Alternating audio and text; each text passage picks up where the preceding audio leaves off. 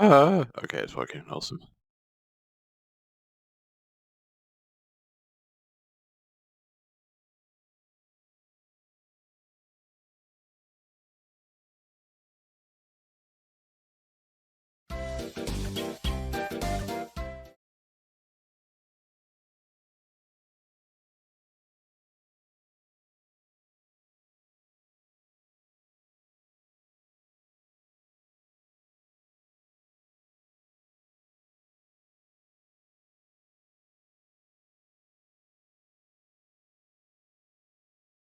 Yeah, I need the camera. Ah, bollocks. This is the one thing that I was worried about. There you go. Damn it, I tried to make the reference and god fucking damn it, did I fuck that up? Hello, darlings. Hello, hello, welcome on in. Hope you all have a fantastic Friday. Welcome on in. Jesus Christ. Alright, I feel like you're also a little bit too rambunctious for what I was having planned today, so I'm pissing and shitting and coming.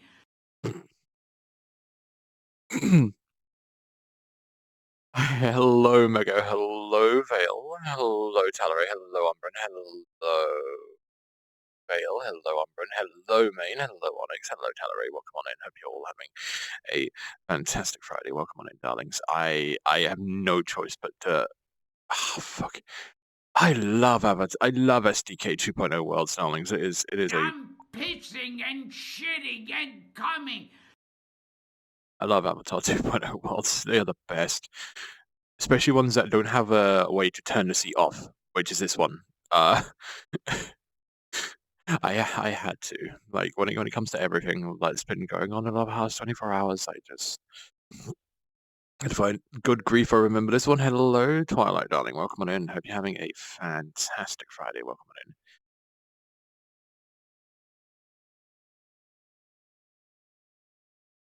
But yes, chat, I've got good news for you.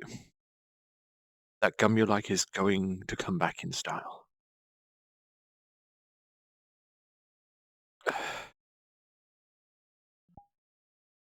We'll have to... Actually, did I have my... Oh, yeah, no, it is. I just look way, way better. I look way, way better, but oh god, it's hard to get used to, like, having a lack of this. Fedora Chai's weird dream cat dancing smoothly. Maybe, okay, if I can find someone or find like a couple of people who are a little bit cultured on the on like the David Lynch side of things, maybe we'll just have like one of them come in from here and just doing the weird dances as during the whole Rhythm Dream sequence, you know. But if you want the chest back, we can just start pumping. I mean, yeah, true. I mean, I'm just hoping like I could probably just break it and make it bigger, but then it's also like the blend shapes and stuff, and that's the only problem. That is always going to be the problem. It's those blend shapes.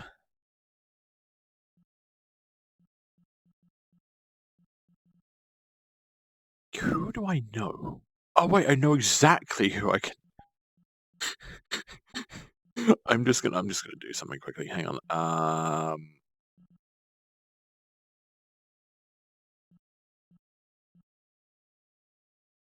Nobody cares about having a VR chat update these days anyway, so I can just do this.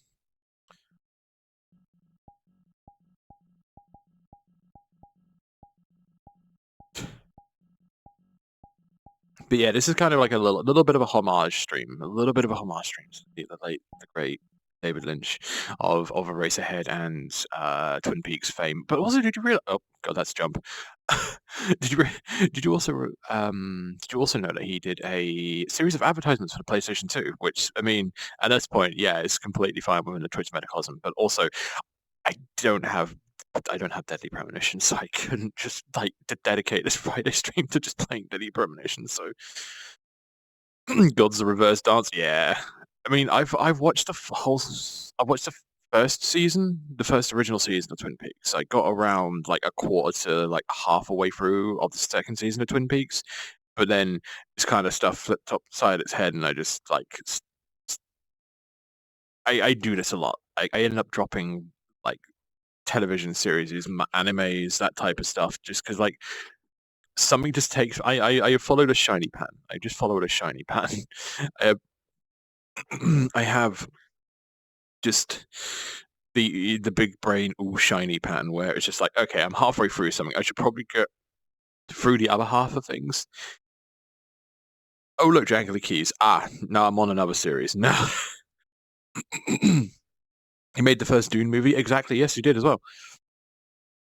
He did as well. And someone's here's the thing. Someone said he made Dune, and I'm like, hang on, what do you mean? Because like he didn't write the book. It's like, oh wait, the movie. Okay, yeah, that's fine. Because I that's the thing. When someone says Dune, I instinctively think either the book or the 90s hardcore dance artist of the same name. But yeah. Cool, you told me the answer to that once when you were around one of the Wednesday sessions. Watch Firewalk with me. I gotcha. Me neither. Actually, saying that, I feel like I should go through all the rest of the second season of Twin Peaks and then actually watch it.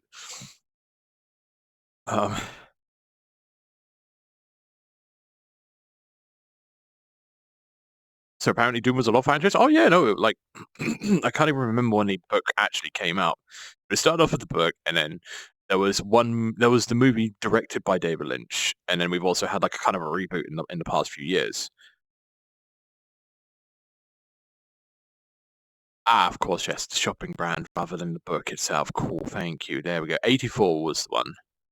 I believe that is, yeah.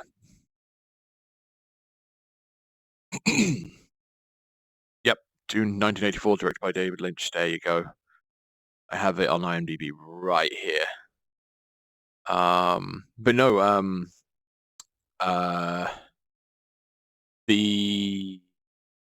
actually, I'll just go quickly through something as well because I'm pretty sure I've just found the book. When was this released? I don't want to sign up to your bullshit system. Fuck off. 1965. That was the first, that was when Dune, the first book, was released. I'm pretty sure there's also like a series of books as well, but my brain is running out of capacity of weird general knowledge. I think there might have been a fish in the percolator when I had my coffee recently.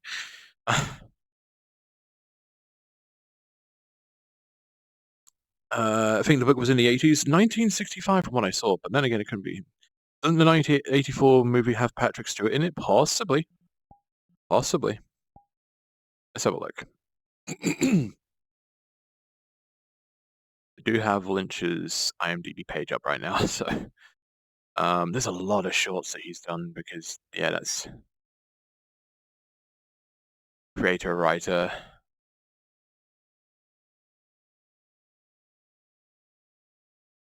But I could shorten it down to... there we go. Razorhead in 77, Dune in 84, the movie. And then the book was written in 65, at least from what Goodreads said, but I didn't check that against anything else there, so it's fine. We've also just found a Laura Palmer.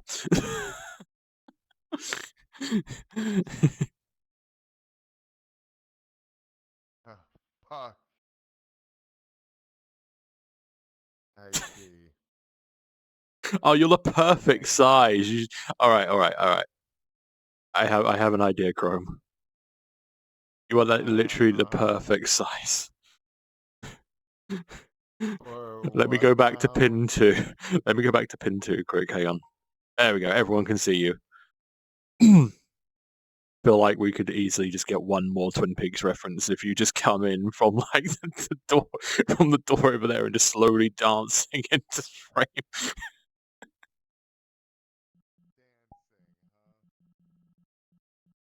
You have watched at least this.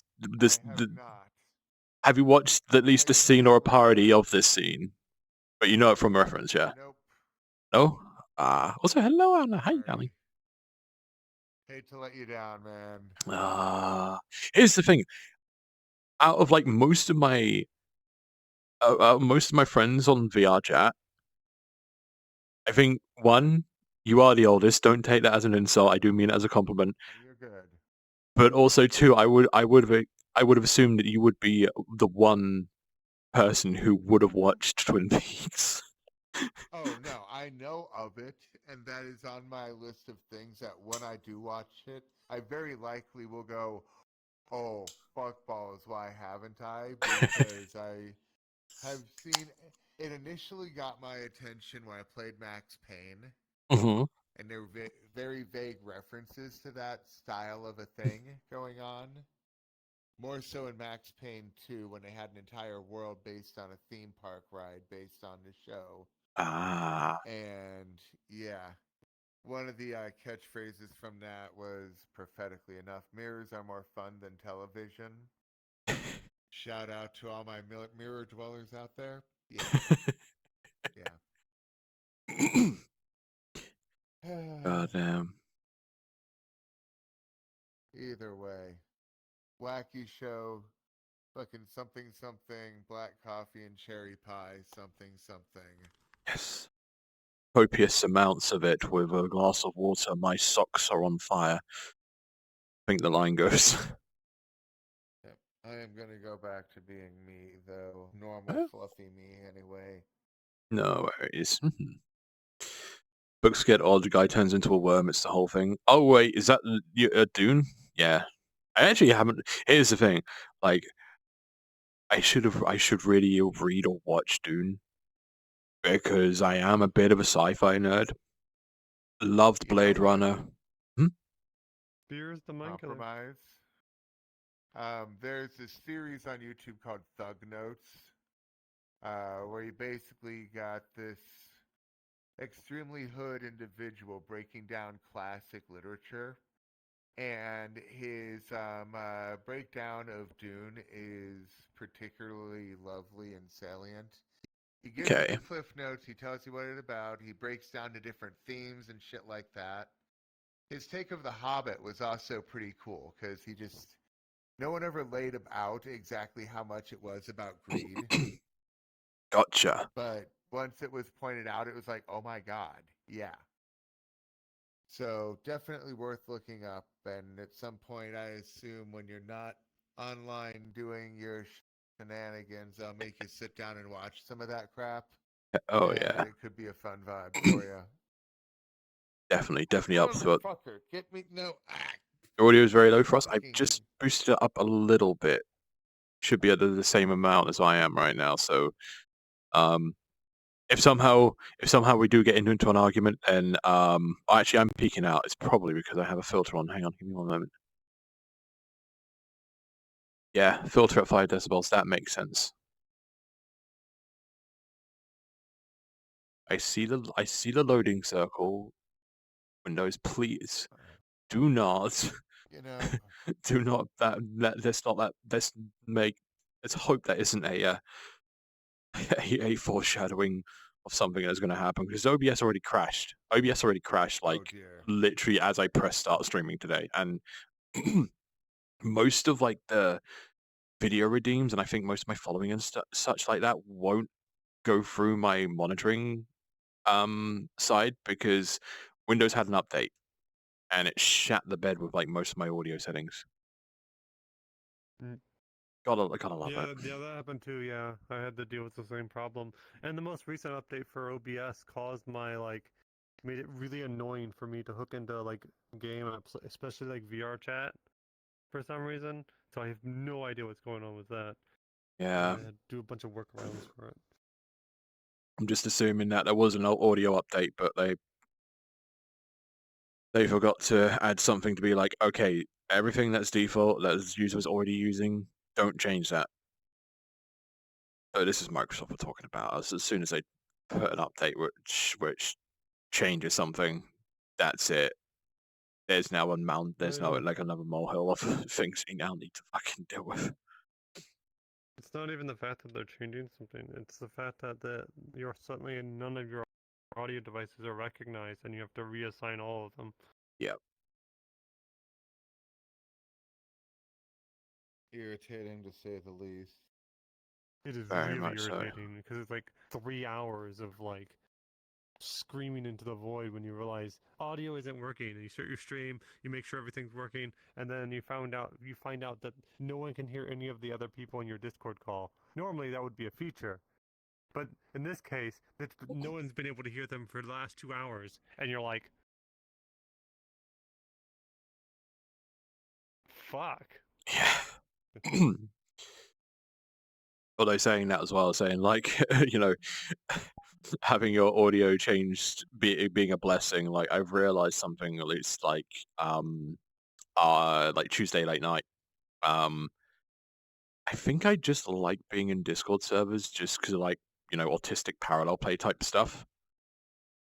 Like just sitting in a Huh. Discord and just streaming and just like not only talking when it's really necessary, rather than being in like a Discord server where like everyone's like I think after usually my rule of thumb is if it gets over 6 people and it starts being a little bit noisy, I'll usually just quietly shuffle out. But Nothing about you is quiet, Cisco. I'm sorry. I mean Uh-huh. the You quietly shuffle out, and all the pots and pans fall out of the cabinets. Everyone's like looking over at you, and you're just like acting as if you're still quiet, and you're going out the door. That's you. look, I Yeah. may have forgotten and I may have put a banana peel near the exit door. It just happens I think you sometimes. forgot. I think you forgot that everything was chained to your ankle. That too, yeah. Banana. Also, hello, Sin, and hello, Dave, as well. Welcome on in. Happy fantastic Friday. Welcome on in. This is just, I swear, this is perfect for just having a fucking like. I don't know how Lynch has done this, but they've created a perfect scene for just podcasting. Yeah.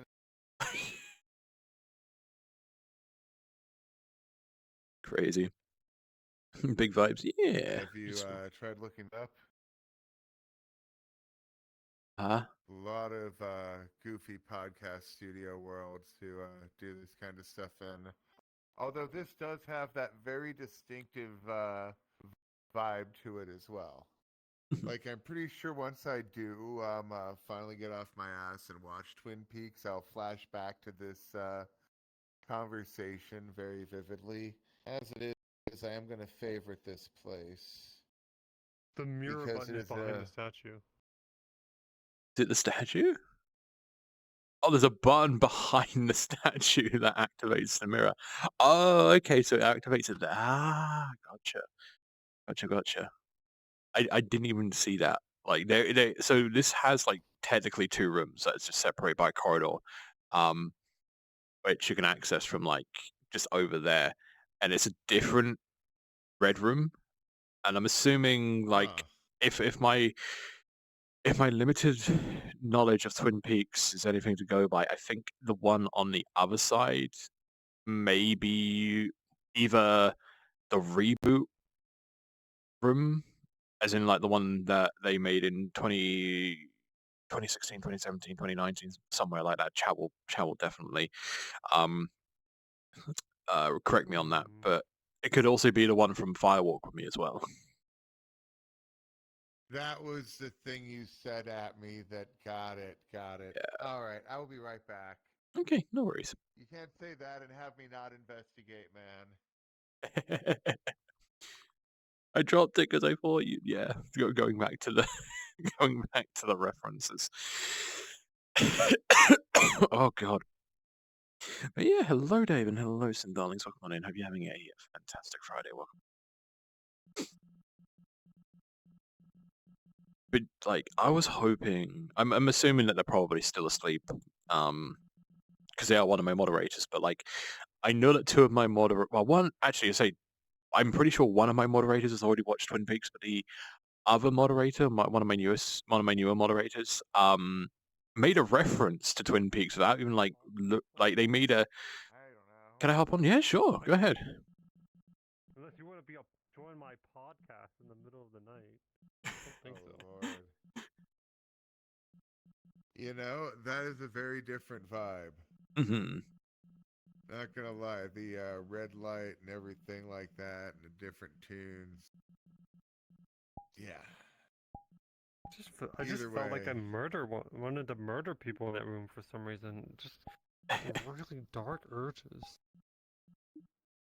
Maybe Give me there's. dark evil urges. Don't worry, this is Oh, I clicked the wrong button. I clicked the wrong button. What did I click? Shit. 2 seconds, chat.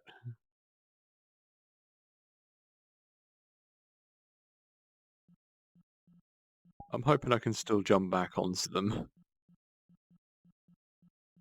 There they are. There they are. Shit. Attack of the Dark Screen Urge, yeah.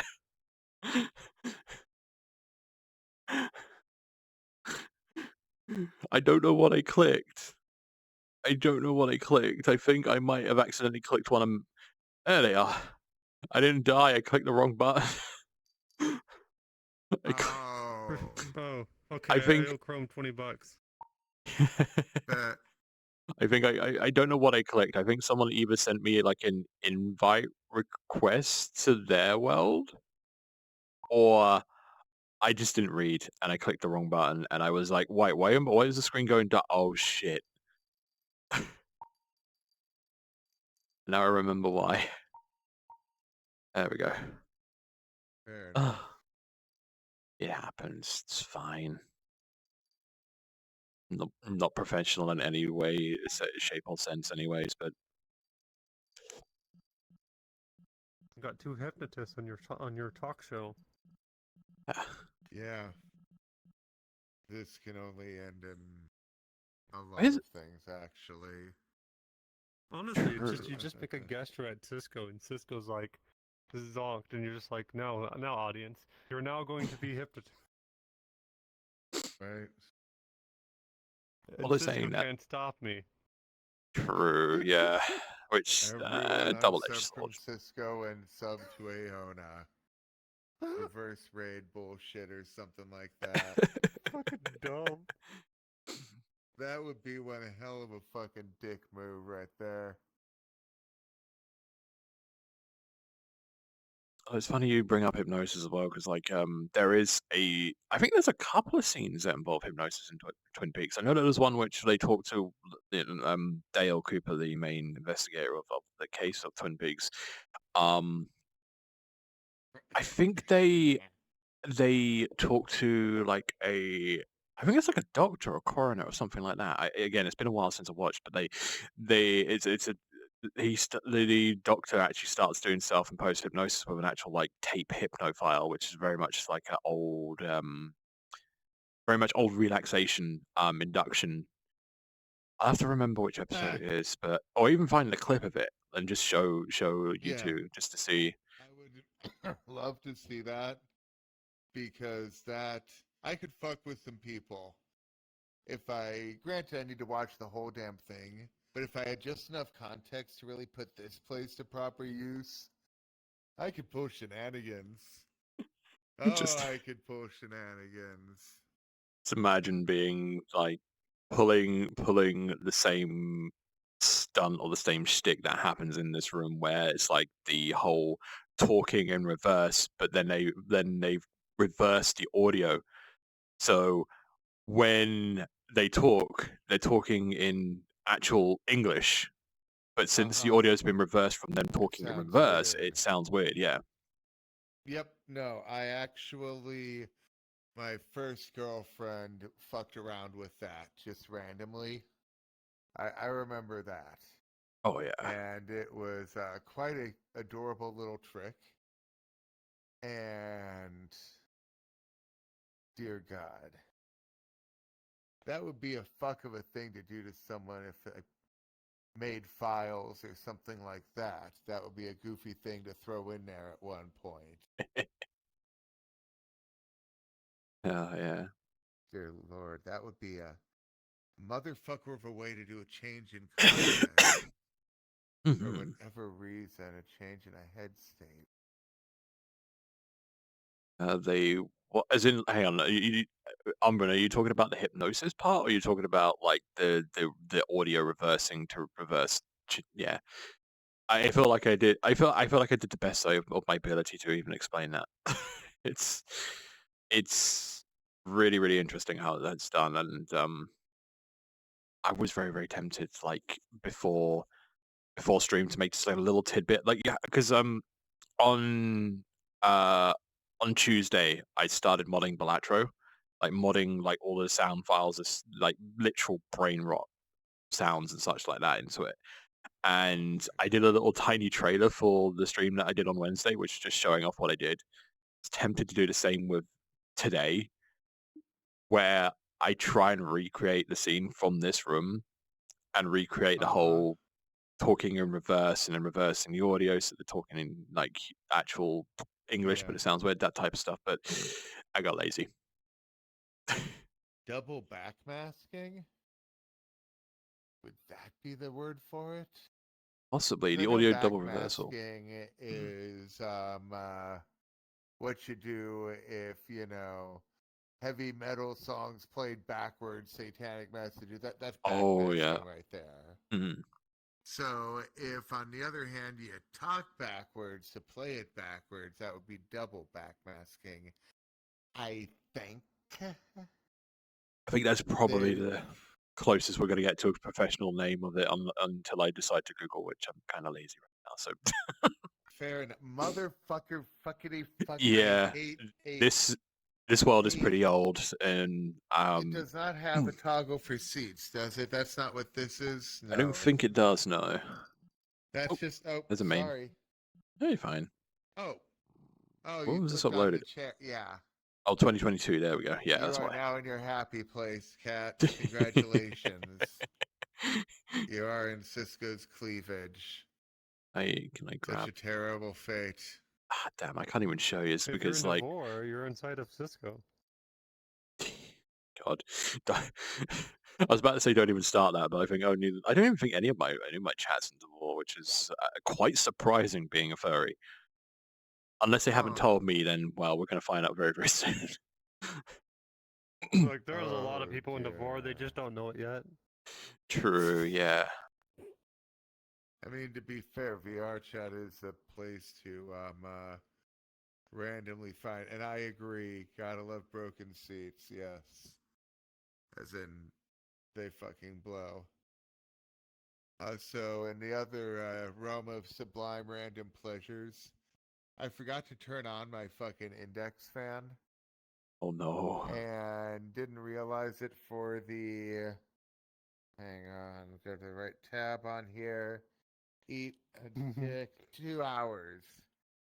Yeah. Oh. Why does your index Um. need a fan? Well, no, that's just how the index it just generates a lot of heat.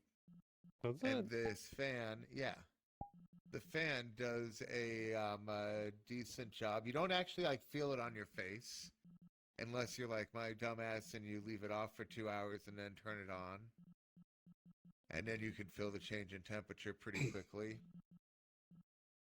But yeah, no, it helps. I don't It think keeps I. the inside of it. My I index recommend doesn't it. get that warm. Mm. Maybe the front of the index is very warm, but Well, regardless, it's good for me. Mhm. And having gradually cooling off eyeballs is a very nice little thing. Yeah. oh, I thought my eyeballs were supposed to be at boiling temperatures. It's microwave the eyes at 800 watts on max power No for microwave. 4 hours. That's for you, Cisco. That's for you.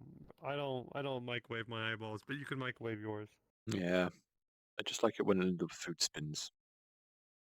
Let's go back to the 1980s and find a cell phone. Maybe they'll like have some microwaves in them.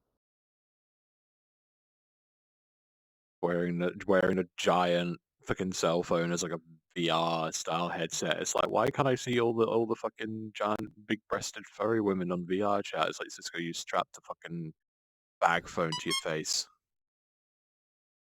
So Raph, thank you very much for the follow. Welcome on inside Lost Tapes Club. Thursday. You know, the X-rays and the radiation is working when you see flashes in your vision.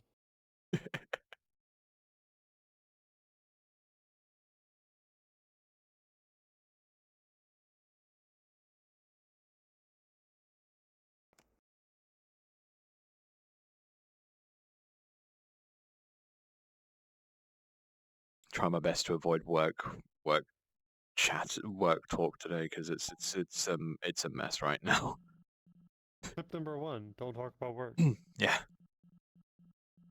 I guess at this point it's just the sauna rules when it comes to chatting in a sauna. It's just like no politics, no religion, no work. I think Oh, I'm just giving you advice so that way you avoid falling into your own trap that you're digging holes for. I am getting invited, so I will see you around. hey, take care. You get Oh. pooped. Mhm. Take Mhm. care, hon. Catch you later. Take care, Chrome. See you later.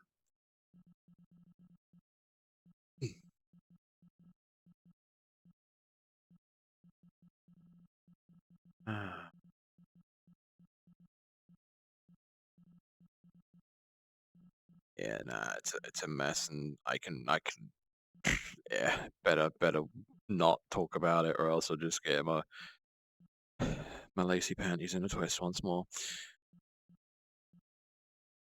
Do you still have some? Somewhere. That's what I thought. Yeah. Actually, saying that, there's an idea. I might have to put some up. I feel like if I put them on my phone wish list, that's it. Within a week, they are bought.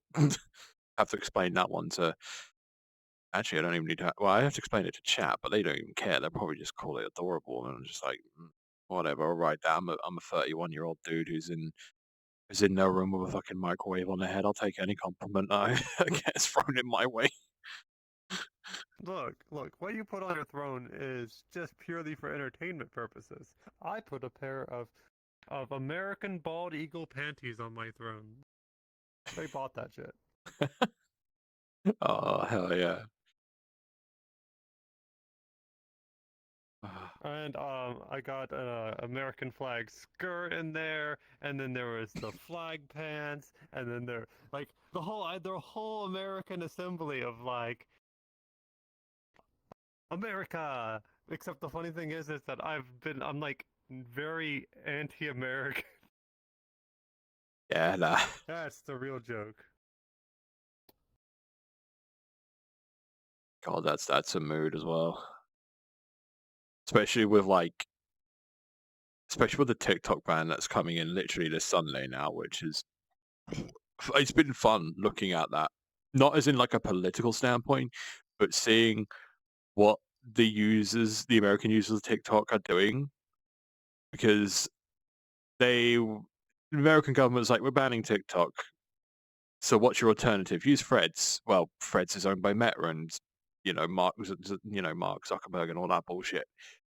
So instead of like actually complying with the US government, the US citizens are doing what US citizens do best and rebel, and instead have started signing up to a Chinese-owned TikTok competitor just called it translates.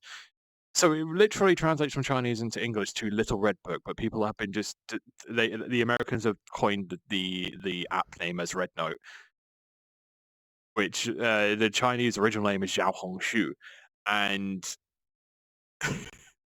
it's a Chinese-owned app.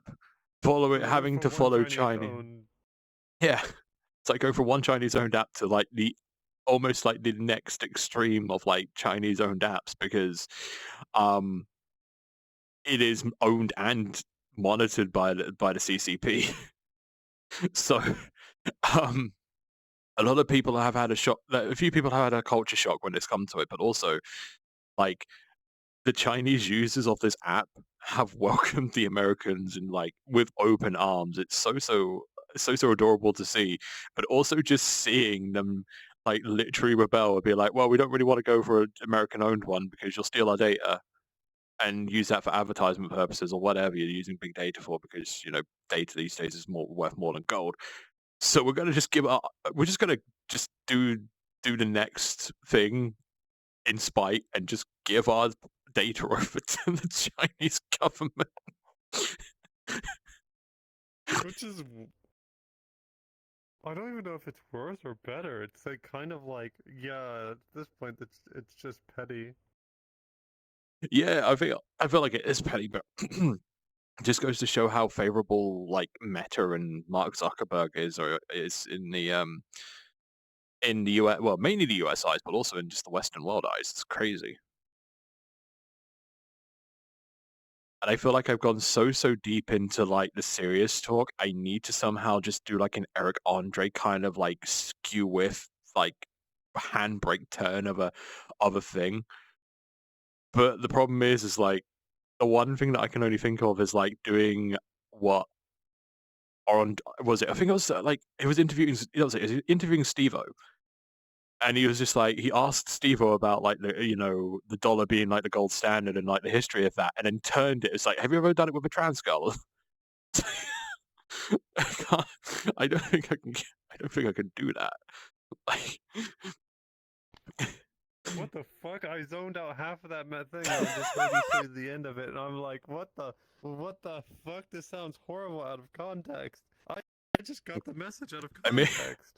I mean, most of Eric Andre's interviews are like absolutely horrible out of context. Although there is no context to begin with. Like, God, I feel like that's the beauty of Eric Andre as well. Jeez, even though like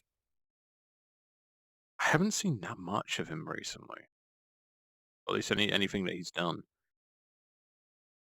Never use TikTok so that doesn't affect me.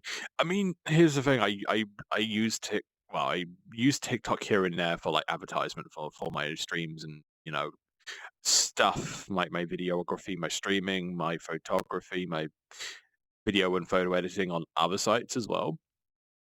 I just use that platform as an advertisement way, but also kind of a bit of like an archive for the best moments and also like skits I want to make and shit. I know right now the ban's going to affect me, but not much I can really do. Can't control it. People would rather have the Chinese spy on them than the American. Yeah, they'd rather have the Chinese spy than the American spy. God. Ching Chong, give me Oh your my date. God. Taking a photo on you sometimes, Cisco. It's been I don't think I've ever done one on you. I've been doing photography the entirety of 2024, and somehow I managed to dodge a photography session with you. Yeah, We no, take photos. I would be so totally up for that. Hell yeah. I've gotten a lot of experience, so I've leveled up. My world, I don't know if you've seen my world, but it's like filled with photos. I remember seeing it like a year or so ago now, I think.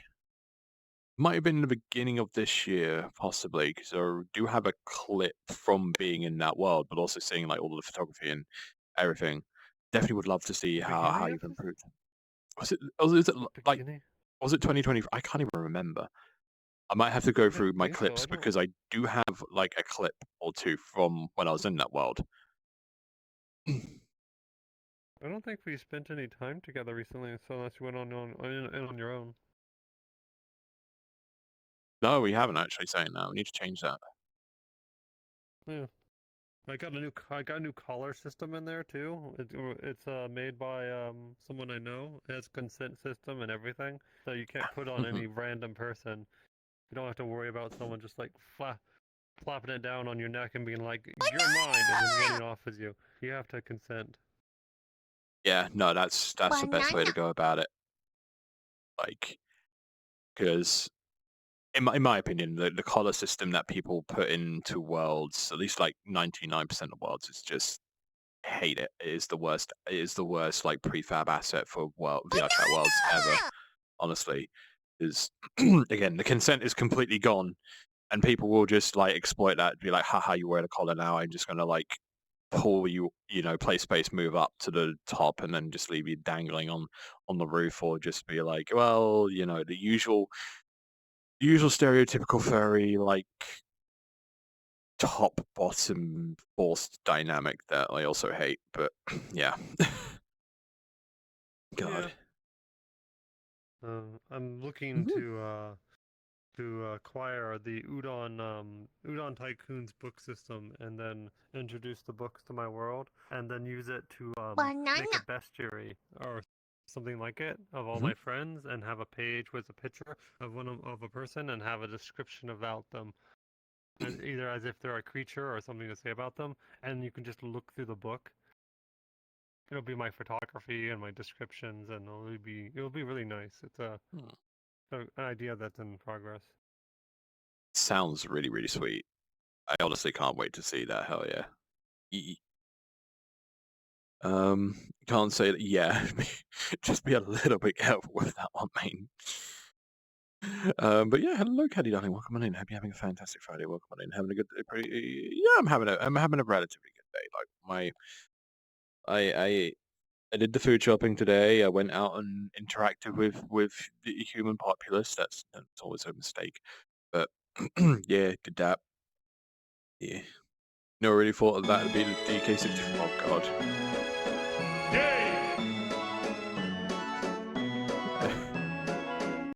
Everyone is having fun with the redeems.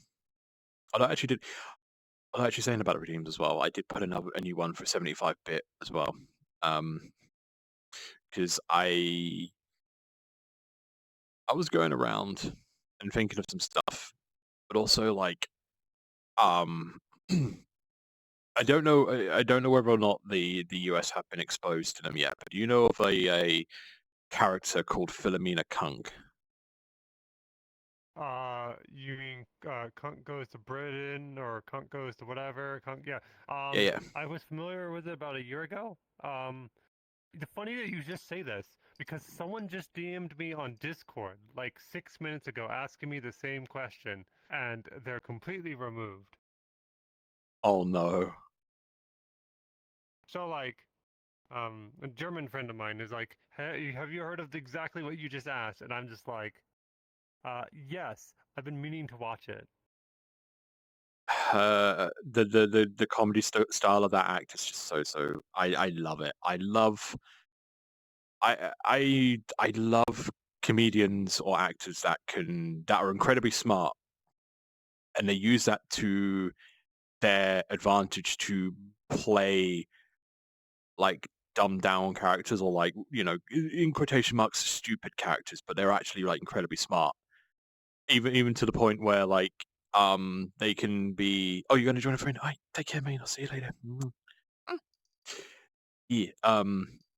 Because we had a couple like that. Because obviously you know Sacha Baron Cohen, the mind behind Borat, Ali G, and what's the other one? Ah, fuck, the German, the German gay twink one that he played, Bruno. That was it. It's almost in the same vein as that, but also it's in the same vein as another comedian, Lee Francis, who played a character called Keith Lemon, and the UK populace were not like clued in that he was actually an act. Because if you mention Lee Francis to anyone, they'll be like, "Who? What the fuck?" But if you like mention Keith Lemon to them, then they'll be in, like, they'll know instantly who that was.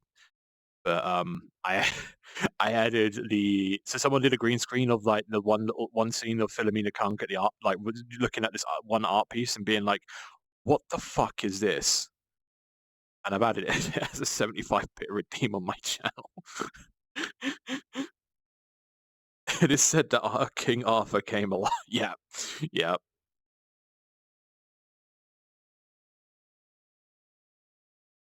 But no, like I I showed um I showed my community Philomena Kunk after like a movie night we did, and I just put on like, I think it was a Kunk on Britain, just on randomly, and one of my moderators, bless him, didn't realize that it was an act, it was a comedy ploy, or like, kind of like a mockumentary, but more on the comedic. Well, actually, no, it's very much hit like 50-50 because she's, I think Kunk's basically a mockumentary. yeah. Kind of. Well, I would say it's kind of a mockumentary, but also like more comedic. Like that was my experience when I first watched one of them. I didn't finish it because I think it was at the end of my day, and it was like something that was a very long episode or like a movie, or I'm not sure what it was. It was Mhm. over an hour long. I'm seeing Keith Lemon at that one Anton Deck concert. Oh my god. Oh my god. But no, like I showed a few episodes of it, and one of my moderators, bless them, didn't realize that it was all an act and it was all down to comedy, and they took it very, very seriously and got angry with it. It got to the point I had to mute them because I'm like, you do realize this is satire, right? This is like all down to being a mockumentary, and this is just an act she's playing, right? Like, oh, bless her soul. But like, I absolutely love, like, I love the act of Kunk. Like Diane, the actor behind the Diane Morgan is just a fucking genius. She's great. I think actually saying that, can't remember what else she was in. Which I might have to have I'm gonna go. Actually, let's see if there's an IMDb page. There we go. That'll work.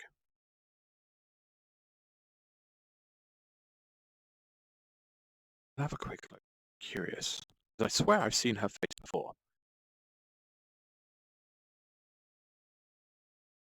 Oh, she was also a voice in the latest Wallace and Gromit movie. Hell yeah.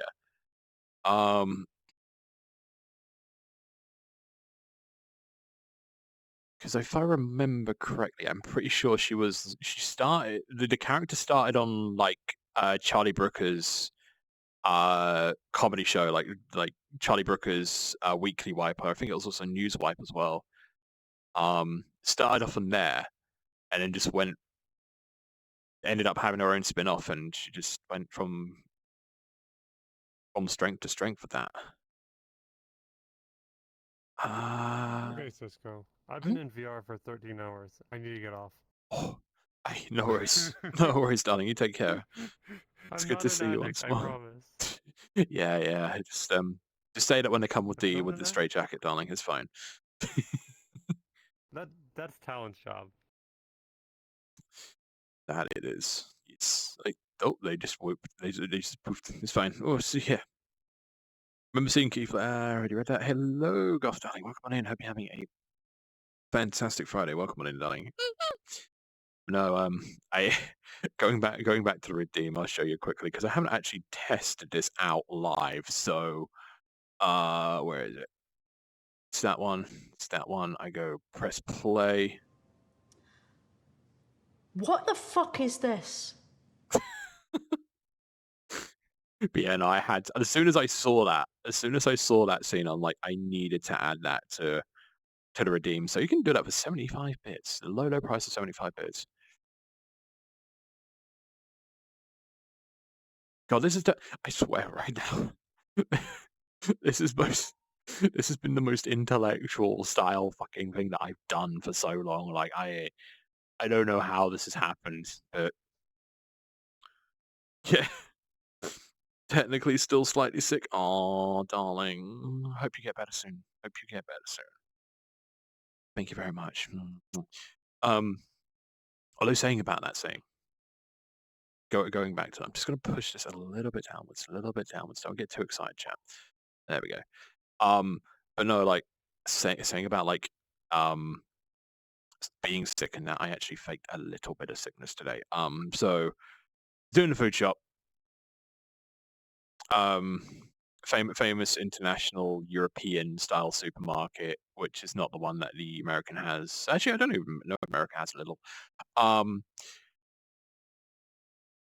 But like I was queuing up for the checkout, waiting to be served at one of the tills, and there was like I don't know what age they were, but they were definitely almost. I'm pretty sure they were around Boomer generation.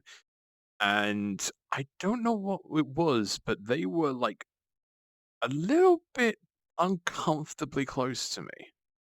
Like just a little bit too uncomfortably close to me. So I'm like, okay, we'll just see if they back off a little bit before I get to putting my stuff out on the conveyor belt, such like that. And at that point, no, they weren't. They were still like kind of very, very close, like uncomfortably close to me. So I was just like, you know what?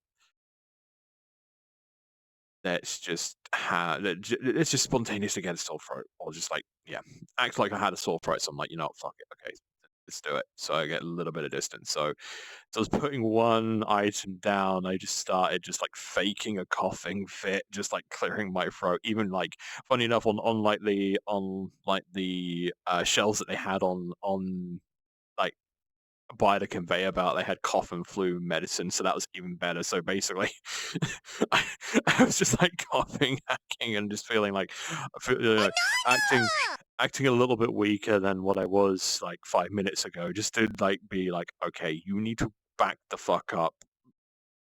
And funny enough, it fucking succeeded. It succeeded. Um, the only problem is you have to keep that act up for like 10 minutes more because the cashier that we had was a little bit slow. But honestly, like I'm not gonna fault them for being slow. I mean, when it comes to the capitalist stuff and working for minimum wage, you get what you pay for. And if if the cashier's a little bit slow, I don't really care that much. But yeah, I had to have that act up for a good 5-10 minutes. Just to be like, okay, you have had you've had your time to sniff my rectum, and now I don't want this anymore. So I'm not usually this toxic, but honestly, like, did no one learn anything from the pandemic? Just back up a little bit, please. And everyone likes their personal space. I do too. If you're gonna invade that, I'm gonna get uncomfortable. Also, hello, Dashy darling. Welcome on in. Hope you're having a fantastic Friday. And welcome on in, Perry darling. Welcome on in. Hope you're having a fantastic Friday as well too. Welcome on in. But also, I'm gonna wait because there's an ad break in like 35 seconds, so that's fine. I have a couple of clips I want to show you guys because I will be honest, I'm not the biggest David Lynch fan. But there has been some parallels to some of the stuff that I have made and some of the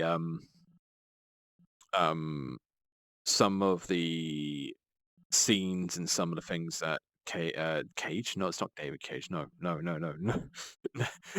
if I ever mention those with the words again when we're not playing like Fahrenheit or Heavy Rain or whatever. Was it Beyond Human he also made as well and directed?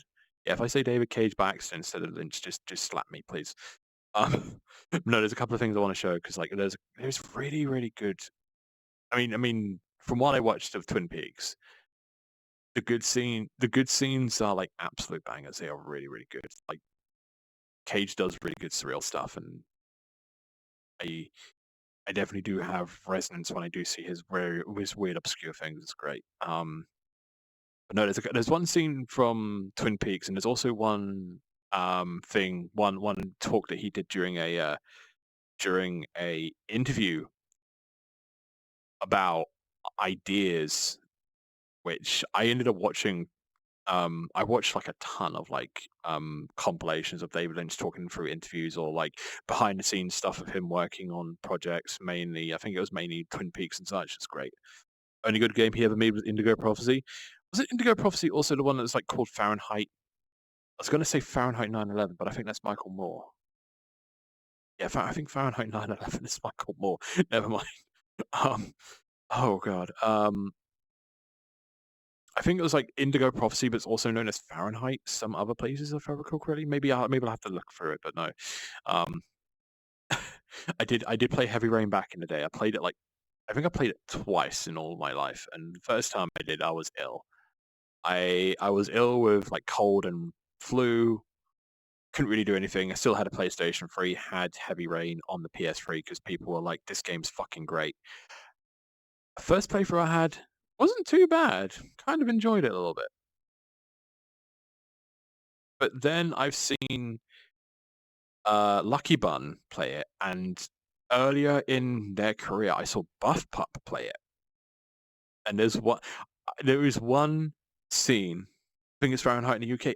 Gotcha. Yeah, I knew it was something different in like Europe or the UK at least, anyways.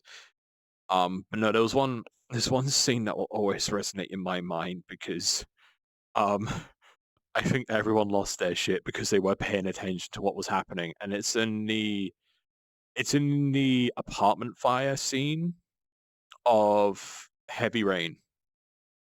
And I don't know whether or not it's the same in HD remakes or the HD ports of the game. But there's a part where like the female actor you're playing as. Also, hello, yeah, hello,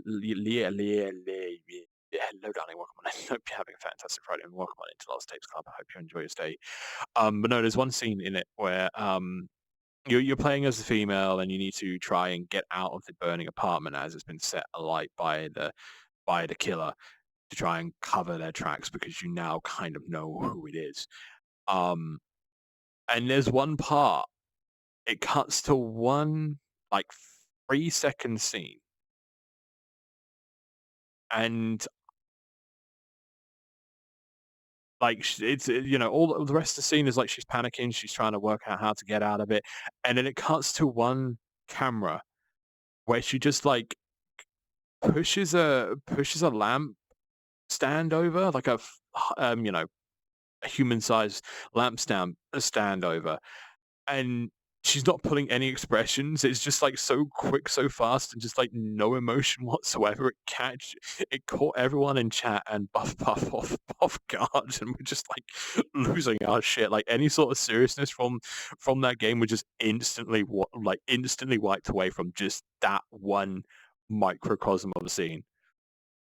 But also going back to Lucky Bun as well, hearing them basically rip Cage's writing and rip David Cage's like writing process and everything a new hole, which is like that was the mind's eye opening up, and it's just like the zooming in on the head, the forehead open, it two doors opening from the forehead, and it just comes out. It's just like David Cage is a hack.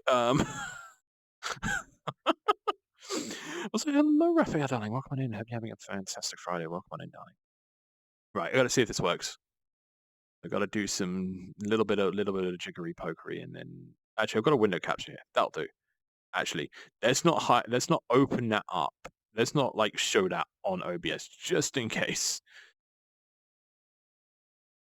There's a why did I only hear playing as a girl, fire, and then Zelda treasure sound? I think I just accidentally just created a tiny little stim board by accident. Just for Dashi there. Just for Dashi. No, there's a compilation of like what I don't even know what that I don't even want to know what that thing I've just selected is. Can I get to this one, please? Thank you. No, there's one interesting little tidbit, and I'll try and find the other one because it is so it's so positive, and it's so maliciously uplifting. It's great, but this is the one I want to show you first, and I'll let it play and just start yapping.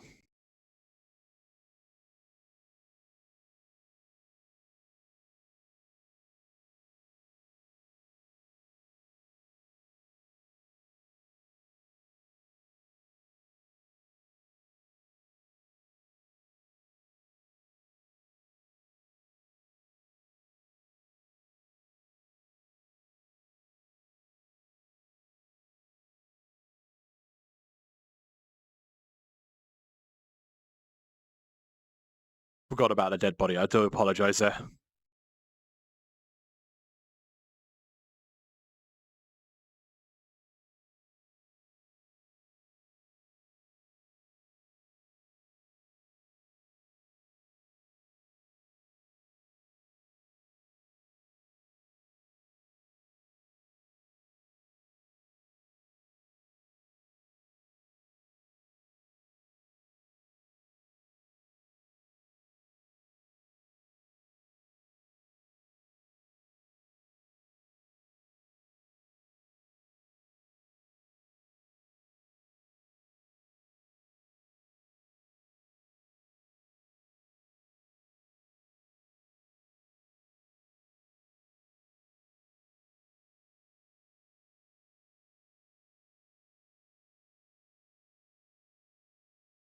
Hey, it's our room. Hey.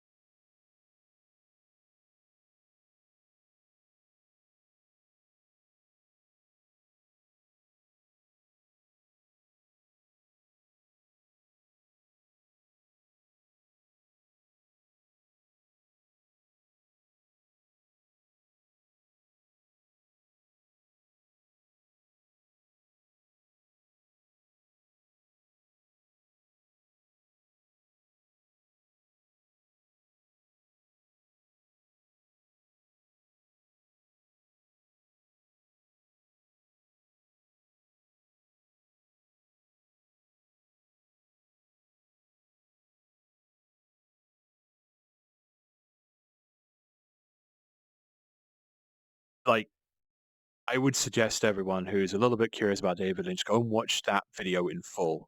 Like, and just that final part of that video by Cosmovoid is such an impactful thing that I didn't realize how much it resonated with regards to everything that I've created when it's come to, you know, the final year videos, the reveal trailers, everything like that. Like, I think the only time that I've ever written ideas down has been for when I do, like, you know, Twitch stuff, like, you know, planning stuff for Twitch. But also just having that one idea, that one spark, and then just, you know, either writing it down or just going from that to see how far, how deep it goes. It rings so fucking true. It is such a truth bomb that it's just, there's no words to describe it, or at least what I can describe, you know? But there's another one I want to show as well. And then what we can do, what we can do also is show the PlayStation 2 advertisements that David Lynch directed as well, because again, we have been playing Devil May Cry 3, which originally dropped on the PlayStation 2. We also played Sony the End 2, PlayStation 2 again. I feel like there's a little bit of a theme. Maybe just a tiny little bit of a theme, but also David Lynch directed a load of well, actually not a few, I should say, advertisements for the PlayStation 2. And I think we should go through that. And they all have like the series of, well, I say series is interconnected, which is hang on, I'm gonna see if I can just find them. Hang on, give me one moment, because they're all the advertisement campaign name was called The Third Place.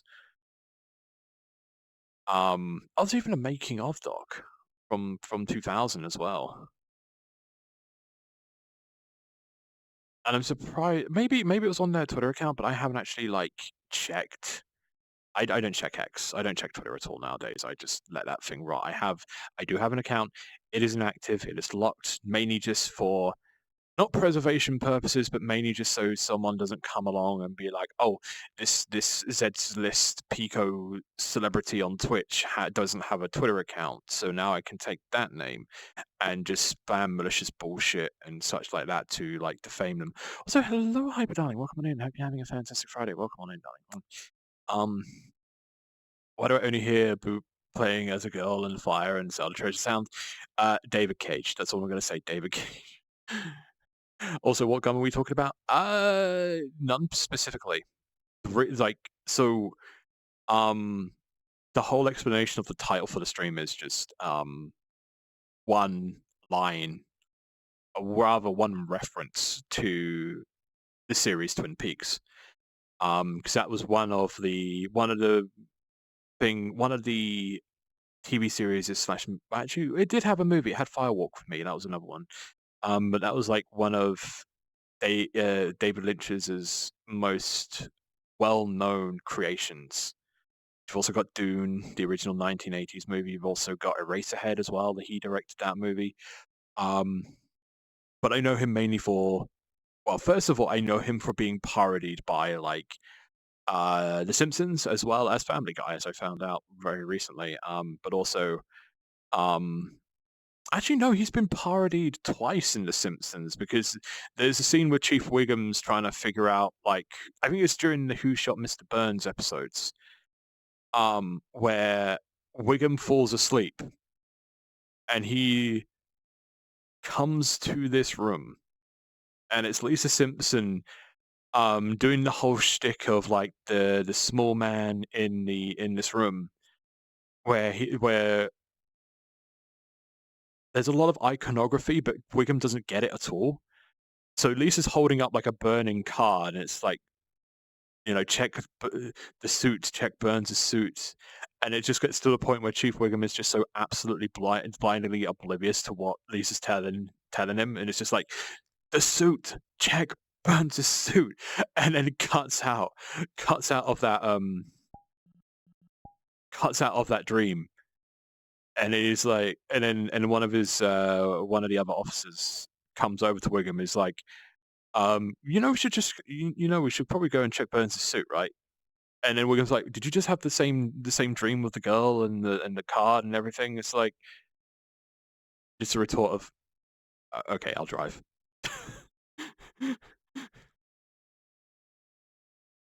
Hello. Hi, Maddie. Hello, Maddie. Ah, seats. Be Hello. careful. There are seats. You cannot turn them off. Hello, darling. Hi. I will try not to press on the seats. I don't usually. I should be fine. Oh, they're not physics objects. That's fine. No, they don't have any gliders on them. How are we It's just doing tonight?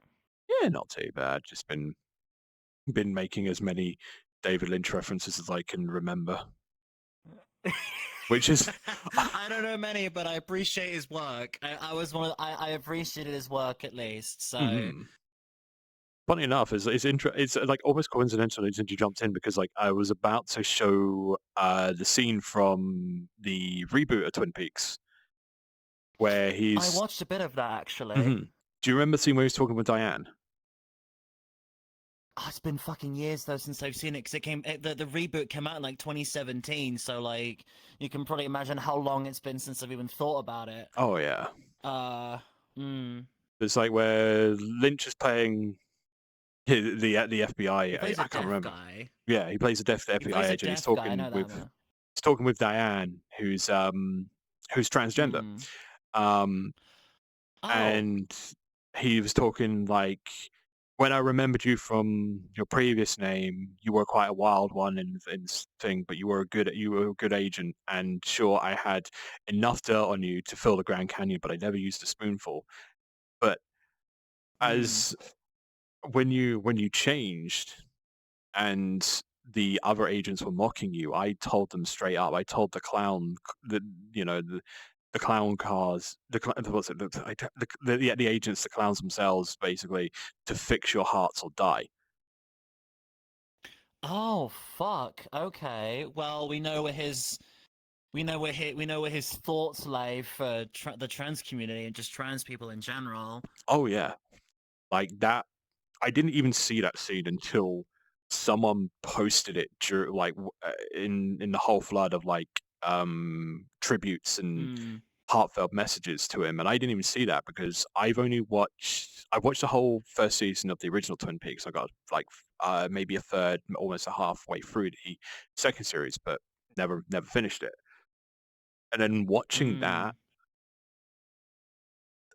not like one, the line "fix your hearts or die" is such a fucking hard line. but also that is fire, yeah. But also like the trans representation in both the original and the reboot. I feel like Lynch was like one of the only people in like cinema that has done respect and common ground with both the trans community but also people who are different than you in such a way that it's a really, really good, really, really positive light on it. Oh, 100%. I'm also trying a bit of a different stream today. No worries. I'm trying a furry Friday stream after I was going through the Batman Arkham Asylum game, but that game crashed so hard that I had to reset my PC and therefore demotivated me so much that I lost about 2 hours of stream. I was gonna stream from like 12 till 5. I only streamed till about 3. It seems that streaming for me nowadays, I can't stream for any longer than 3 hours before shit just goes tits up. Right. It's like I just feel like, yeah. Is it just like a hardware, that's how it's software, been for or me. it's like just a I think mix mash of? it's everything. It's a mix mash of bullshit, basically. Gotcha. I'm dealing with a Chex-Mex bag of fucking problems. Sometimes it's software, sometimes it's hardware, sometimes it's both, sometimes it's something I've never even heard of. Yeah. I mean, the first bit of stream was chasing around somebody as a joke, and then I realized halfway through, like, wait, do you not actually like furry models, and he went, no, they make me uncomfortable, and I was like, oh well, get out my lobby then, fuck you. Yeah, I just serve said them to him, right. and he was just like, okay, sheesh, and just left. And I was like, well, if you're gonna say that if you're gonna say that my avatar makes you uncomfortable just because it doesn't look to your standards, it's like, Yeah, I guess exactly. that's just a lot of people use Booth for you. Yeah, As someone who uses Booth primarily. but like it's just a I'm very, sorry, very, I'm not anime enough for you. very, very tiny just wanted subset to of do VR something. chat that honestly should just be ignored Mm, because again, we can apply yeah. the David Lynch line to that. They need to fix their hearts or die. Yeah, exactly. Mhm. I just wanted to have a bit of a fun little experiment, but I think I'm honestly like I'm not gonna get too much on it, but I genuinely think my channel is dying because this week I've lost more followers than gained, and it's Ah. been very demotivating as well as my viewership is. Viewership I understand because I didn't stream for well over half a year, so that makes sense. But I've been losing followers a lot this week, and it's been very disheartening. That's 'Cause, like, understandable. I don't know. I'm trying to figure out what I'm doing wrong, and that on top of like all the tech issues, and I've been experiencing tech issues since late last year, and it's just followed me through into this year. My index recently, it's been my index cable fucking dying, so I'm gonna have to probably by February get a new one, which is annoying. But Yeah. it's either that or look into getting a new headset, and I can't exactly afford to do the latter right now, so I'm just gonna have to keep biting that same bullet and just keep buying index shit until I can find a headset that I know is not only reliable but cost effective as well. Yeah. Could also be we're going back to the channel as well. Like, I mean, we're in what the first, is it the second full week of January now? Yeah, we're in Yeah. the second full week. Because I'll be honest, when it comes to December, if you, I don't know whether or not you've been checking your stats throughout December, but you always like, at least for myself, I always see a dip in viewership as that types when December hits. Anyways, Yeah. I mean, didn't help with the job that I had during that time, but like it's a consistent No. thing that happens during Christmas or like December, where like the viewership drops. Most people are going to be hanging around with their family, their relatives, this that and the other. Like Yeah. I watch a streamer called Minty. Mainly I watch his TikTok shorts and stuff like that because he does some pretty interesting analysis here and there with Mm. streaming. And there was an article that Twitch had the lowest viewership since like 2020 in December last year. Mm. Um, Oh. which also connects to like hearing that, but also connects to something that one of my friends, Miss KDB, said to me. Like, I think it was either last year or maybe even the year before, where there's always going to be that dip when it comes to like November, December on viewership Mm. and even revenue and such like that, which happens. And the only thing you can really do, because yes, it is demotivating when you see those stats.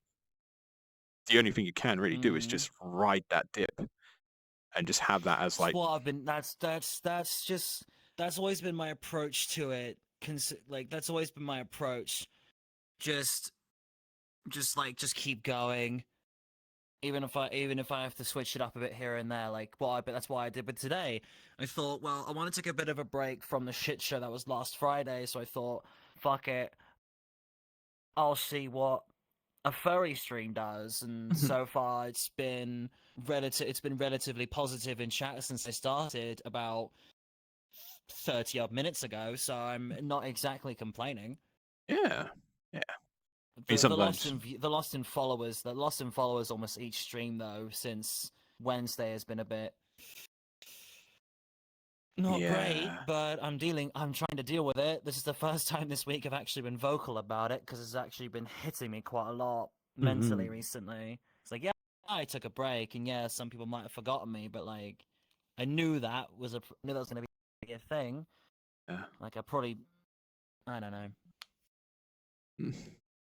It happens. When it comes to follower count, I don't care that much really with follower count. I Right. I try not to, but when you look when you have a smaller when you have like smaller numbers, like at least for you and me, and you see that number go down, it's like,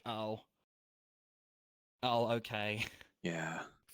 It's a I mood. don't Also, know. I feel like I'm a niche in a niche. eh, maybe possibly. I might have to Oh, just do like more of a deeper dive into stuff and see what it is. But like, I what? need YouTube. Uh, That's what I need to fucking do. I need to get back into I need to get back into putting shit on YouTube because it's been about a month since I last uploaded. mhm. And Actually, saying that, like even same when I here. was uploading, yeah, I just don't do shorts. I know that's what gets you views and what gets you that popularity nowadays. But with a TikTok ban in like less than 2 days, Yeah. that's probably gonna change. Mhm. Also, hello Cyber and hello Because Cozy Darlings. like Welcome on in. Hope you're having a fantastic Friday. who is Mhm. actively going onto YouTube? Because like TikTok for one thing, this is not. I don't think anyone's really talked about this, but TikTok for one thing, for like a good bit, has become like almost a third search engine Yeah, yeah, you're right on that because one, especially for people spe- are just looking up shit sorry. on TikTok. Mhm. Sorry. Especially for like streamers as well, because like I don't think Yeah. with regards to like people like Queso and Pirate Software, like even in the VR chat spaces like Billion or Mr. Bubbles as well, there was not a time between there was no like time higher than a week or so than I would get like clips from those creators on TikTok, like Yeah. my For You page. Like I still get fucking clips Exactly. from clips that people have uploaded to TikTok from Pirate Software like almost on the daily. Oh yeah, And that's that Pirate Software got big off of like shorts and TikTok. oh Mostly yeah. shorts, but TikTok did help. I think he was on YouTube. I think he was on YouTube Shorts before he was on TikTok, though. Mhm. Although Pirate Software, considering what with the with the with what's considered with the WoW community, he's in a bit of hot shit right now.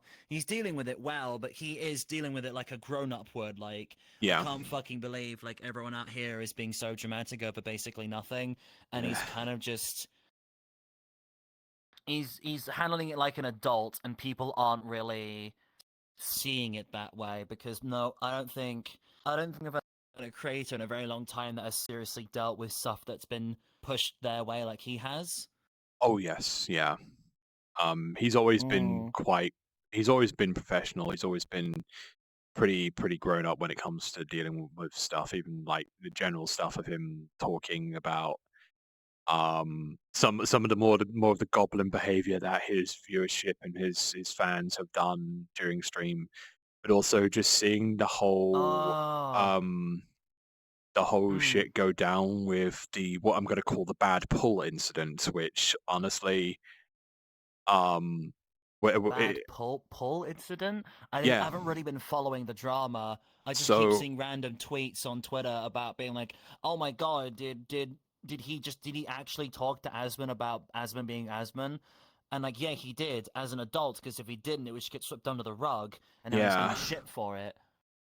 No, I haven't looked into that one that much. I did see one. I Mm. can't remember. I think their username starts with QD or DQ or something like that on TikTok that did an analysis of like the shit slinging show that's been going on because he gave Mm. Asmon another platform and such like that. But um, I don't have enough knowledge of that to gauge Mm. a To give a good, yeah. a opinion on that, but the most that I've seen regarding the whole drama and stuff that's surrounding Pirate Software has been the bad pull incident, which is because he's part of that like giant guild in WoW classic hardcore whatever it is With called the with OnlyFans with like the with yeah.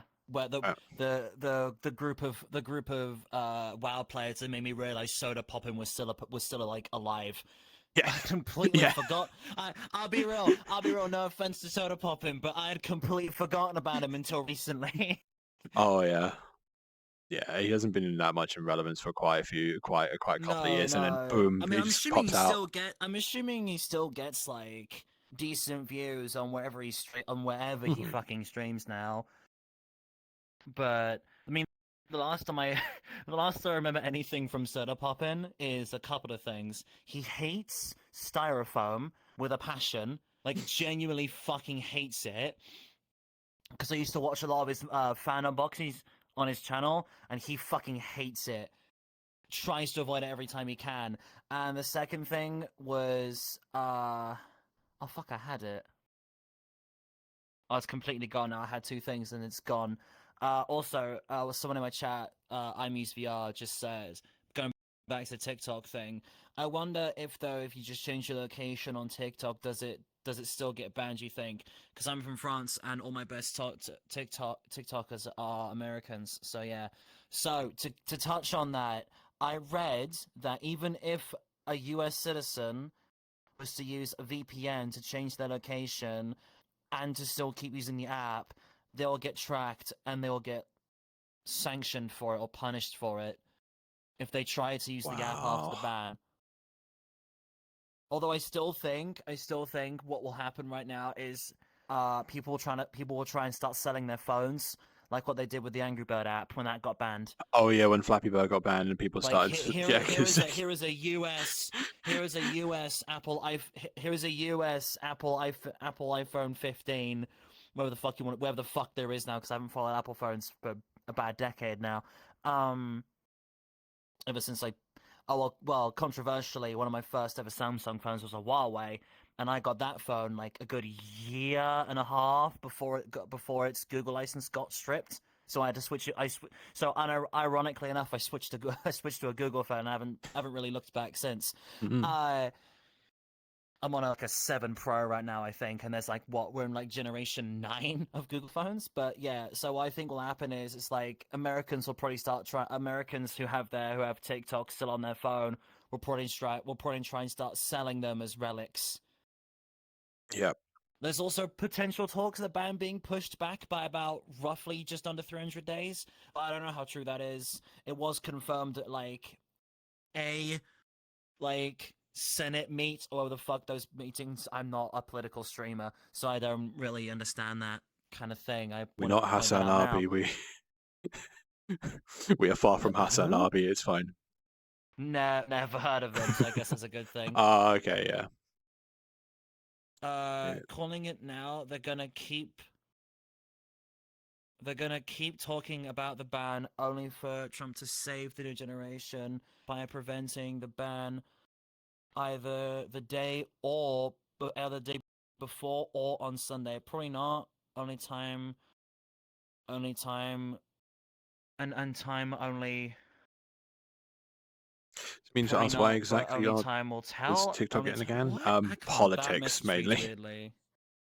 Like it was But mainly politics. That's that's the why like idea. TikTok's getting banned because like oh this Chinese company is taking all of our data that we can get from like a couple And of then you had a bunch of US Americans owned companies. willingly, and then you had a bunch of like, and then the whole red note shit situation happened. Oh god, the Xiaohongshu. Yeah, I love seeing Yeah, that. and then people are now like downloading Americans are downloading Red Note, learning Mandarin. Like it was reported that on through Duolingo that Mandarin was becoming the top language being learnt on their app. Yep. Because you had all these Americans learning Mandarin, trying to use the app, and then someone on TikTok confirms that Red Note were gonna make separate like IP servers for non-Chinese citizens Nice. from outside of China. So it's like, oh wow, all right, that's happened. Awesome. The whole shit's been a shit show. I've been keeping a bit of an eye on it because it's very intriguing, but that's about as far as I've gone. It's funny as fuck though. Oh yeah. Beautiful. But no, to answer Twy in chat, it's basically the reason why it's being why TikTok's getting a can in the US is mainly just because of US politics. That's mainly it. Like, People it's are trying to because claim it's billion. It's people also trying to claim it's like billionaires trying to like get TikTok to sell to them, which I think was the original. Whatever. It's like that was the TikTok didn't sell, so original. it's getting banned. Yeah, I think it was That's that. what I heard. I think that was at least when it was the first like few trials When the that like ban TikTok were on. when the But ban was first like brought up. I don't know. The fact that it's happening is so bizarre to me. Do you know? Okay, so yeah, I get it. People, you find it funny that a bunch of people are like, I get that some people are potentially like laughing in their seats, being, "Oh my god, all these TikToks are getting banned," and they're laughing about it and crying about it. And I'm like, dude, some people legitimately made their businesses through TikTok. Those are the fucking people you gotta like feel actually sorry for. Like, if you started a business promoting your shit through TikTok, and that was how you got your like, and that was how you got the most amount of your revenue from the TikToks you made about said product, then holy shit, I don't know what the fuck you're gonna do. yeah, Like, it's harder to make it on It was harder to make it on YouTube than it is on TikTok. And like, if you were a content creator that made your only living off of TikTok, it's kind of on you. But if you were like, I don't know, one of my personal favorite TikTokers, his actual full-time job is being a what's it called? A special needs teacher. Mhm. So like he taught, so helped kids a lot with like autism and other various different learning difficulties. That is his job, and that's what he does. But he got big off of TikTok for doing food, like quick, easy recipes that take you not even 30 minutes to make. And he did it in such a way that was really entertaining to me. Also, I followed a weirdly enough in a weird twist of fate. I actually followed a lot of Asian American like content creators as well. Because you had some fucking big ones as well, like Chudalingus, what the fuck is called? Chunalindas, the guy who fucking screams. The guy goes, "We're friends now." Ah! Just starts screaming. It was really funny. The guy who did the Car Shira, the guy who did that original one of the original TikTok dances, he did one last one and became a proper NPC near the end, where like he closed the door, started walking, and then it cuts to him walking into the wall, kicking it like he's a fucking NPC with broken pathfinding. Fucking hell! What a way to like sign off. Oh. I'm just going through my following list just to see if there is anyone that like was in. Yeah, TikTok. I don't know what TikTok as an app may not last that long. I give TikTok 6 months to a year after it gets banned in America, before it like has to start limiting who can use it for cost reasons. Yeah. Because a lot of it's like pull and attraction. A lot of people who are famous now were Americans who just decided to upload a video one day, like the Demure woman. She was able to fund her transition because she made one video of her crying in her car and posted it to TikTok. Oh. Yeah, so Demure, that woman. Yeah, nah. TikTok was basically able to fund her transition, and she got fucking big. Like, I think she got like a makeup deal or something later on. Just good for her. Oh yeah. Yeah. So So TikTok did do a lot of good. Before TikTok gets banned, I don't want people to be like, "Oh, finally TikTok's getting banned. I can't wait for no more brain rot." We're still gonna get brain rot. YouTube Yeah. Shorts still exist, and YouTube Shorts is still worse. YouTube Shorts is worse. Don't even talk to me about Instagram Reels. Not even touched it. I don't want to. I don't It's want like to. I can't remember It's probably just gonna be a bunch of content 20-something-year-olds creator it pruning was. C4. I can't remember which content creator it was, but I know it was like one furry content creator that was like uploading both to Shorts as well as TikTok, and they had like basically like they had basically like both ends of of the comment section. Like they had it was weird because like they had the positivity side on the TikTok side, but when they'd upload stuff to YouTube Mhm. Shorts, they'd only get like 1 or 2 comments, and usually like either one or both of those comments was just like insults, like just like telling them to off themselves or Mhm. like calling them slurs because they're a furry and shit. It's like and then TikTok side was like completely fine. But it's like Yeah. more positive comments and more love and such like that. But yeah, it's Yeah, weird. one of my favorite English TikTokers, Craig Not Craig, the monster guy slash retail dude. He did a really good, easy to digest representation through a retail-esque scenario of what the ban on TikTok looks like. And he brought up 2 social media platforms, but referenced them as people and said like, "Oh, this person steals all the content and redistributes it, is mean to others, says all this awful shit, is a bit of a weirdo, that kind of thing." And then they'll go to TikTok, and then he'll be like, "Oh, almost steals, has thought about stealing from the store, but doesn't. Is one of the nicest people you'll ever meet. Blah blah blah. Says this and that and the other." And the manager of the shop just goes, "Is he Chinese?" The skit goes on, but you get the joke. The manager ended Oh up my firing God. TikTok anyways because of like, yeah. Who would have fucking thought though? I'll never again. I'm trying to stay out of this like of like a political discussion, but America's hate for China will always be funny. Yeah, can't fault that Will one. always be funny.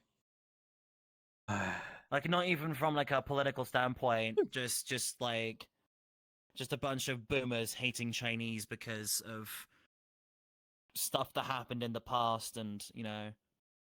they just can't let go of it, even though a good few of them probably weren't even involved in half the fucking conflicts they hate them for. So hello Zen darling, welcome on in. Hope you're having a fantastic Friday. Welcome on in.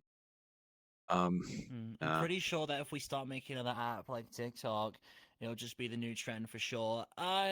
No, I don't think so. I do not think so. Sadly, I think we are beyond that now, because the problem was TikTok has been around for a lot longer than you think, but it went by Musically. Yeah. TikTok is just TikTok. Is and always has been a rebranded Musically. Yep. It was Musically It got to bought start out. off with. It was Yeah, Musically went really well. Made that one fucking kid famous. I can't fucking remember his name. The dark-haired dude who made a couple of cringy songs online. I know that's a very very broad statement. I know it's a very broad statement, but I think you know who. He made a song about like a jacket once, like a high school song about borrowing his giving his jacket to a girl. wasn't it I something can't- like called Sweatshirt or something? Yeah, I remember now. Oh God. Sweatshirt, yeah, I'll give you my sweatshirt. That guy, You, right? you've Like opened Musically, you've he opened got, some and repressed also I think memories that I push way down into my I'm brain so and sorry. why. I'm so fucking sorry. This happens when you talk to me. I make you regret. But and then you've got and then you had that one guy from Musically. That one video from Musically that blew up because the guy decided to unplug. No, he didn't decide to unplug. He decided to film himself doing a TikTok dance, not TikTok dance, a Musically dance next to his dying granddad. Oh God. Musically was fucked. Musically was actually fucked because anything could be posted on there. It had nowhere near the amount of regulations TikTok had. Nowhere near, and it didn't get banned. But then Musically was failing. It got shut down, and then another Chinese company came in, bought Musically, rebranded it as TikTok way back in 2019, roughly around that time, and it became one of the biggest fucking apps in like the last 3 years, and now it is sadly being banned. I am genuinely not happy with it. Yeah, I never broke 300 I only just broke 300 followers on TikTok, actually. But that is part of my fault because I never upload on it, and I don't Yeah. upload skit content either, which is on the VR chat side. If you are somebody who consumes VR chat content on TikTok, you know most of it is just people who make skits, not really upload VTuber fucking clips. Which also, I never got TikTok's algorithm. I'm not an I think for me, I just couldn't. threw and forgot. Like I just threw it out there. If it does good, awesome. If it gets the average, whatever. If it does less than average, yeah, whatever. Like My I think average is always 200 to 300 views every video. one Or of my sometimes I randomly get 22 views. yeah, I think one of my I best. think my biggest ever TikTok did about 3,000 views. Like that's it. I think that's about as high as I ever got. I think I the pinned it one. because that's what you're supposed to do. I think the one that got the most is it's still sitting at 31,000, and that was just like a little silly joke about hypnosis, and I think that definitely hit the algorithm because sex sells, but also like TikTok being very very hot on that type of stuff. It did get a community strike, and it did get taken down, but I appealed it, and they just put it back I've up had one. instantly. Like they don't fucking care. It's great. I have. Thing is, as well, another thing that people need to realize as well, like a lot of our new age music artists, American or not, got big off of posting random clips of their TikTok, whether or not it was staged. I do want to point this out because there have been times where people have staged creating songs on TikTok. Because a lot of time, what would happen is the song would already be made, already be ready to be shipped and like put online, but before they do that, they would run a campaign, like a fake campaign to get the song uploaded. When all it was to just drum up hype and be like, "Oh my god, release this, release this, release this," even though the song was already ready made, already gone through all the studio checks, or was already approved to be released. You know, all you would need was just the sign off from the artist. So, hey, who knows? Who knows what will happen this year for just content creation in general? I am kind of worried because TikTok influenced a lot of trends, not like any other app ever. Oh yes, yeah.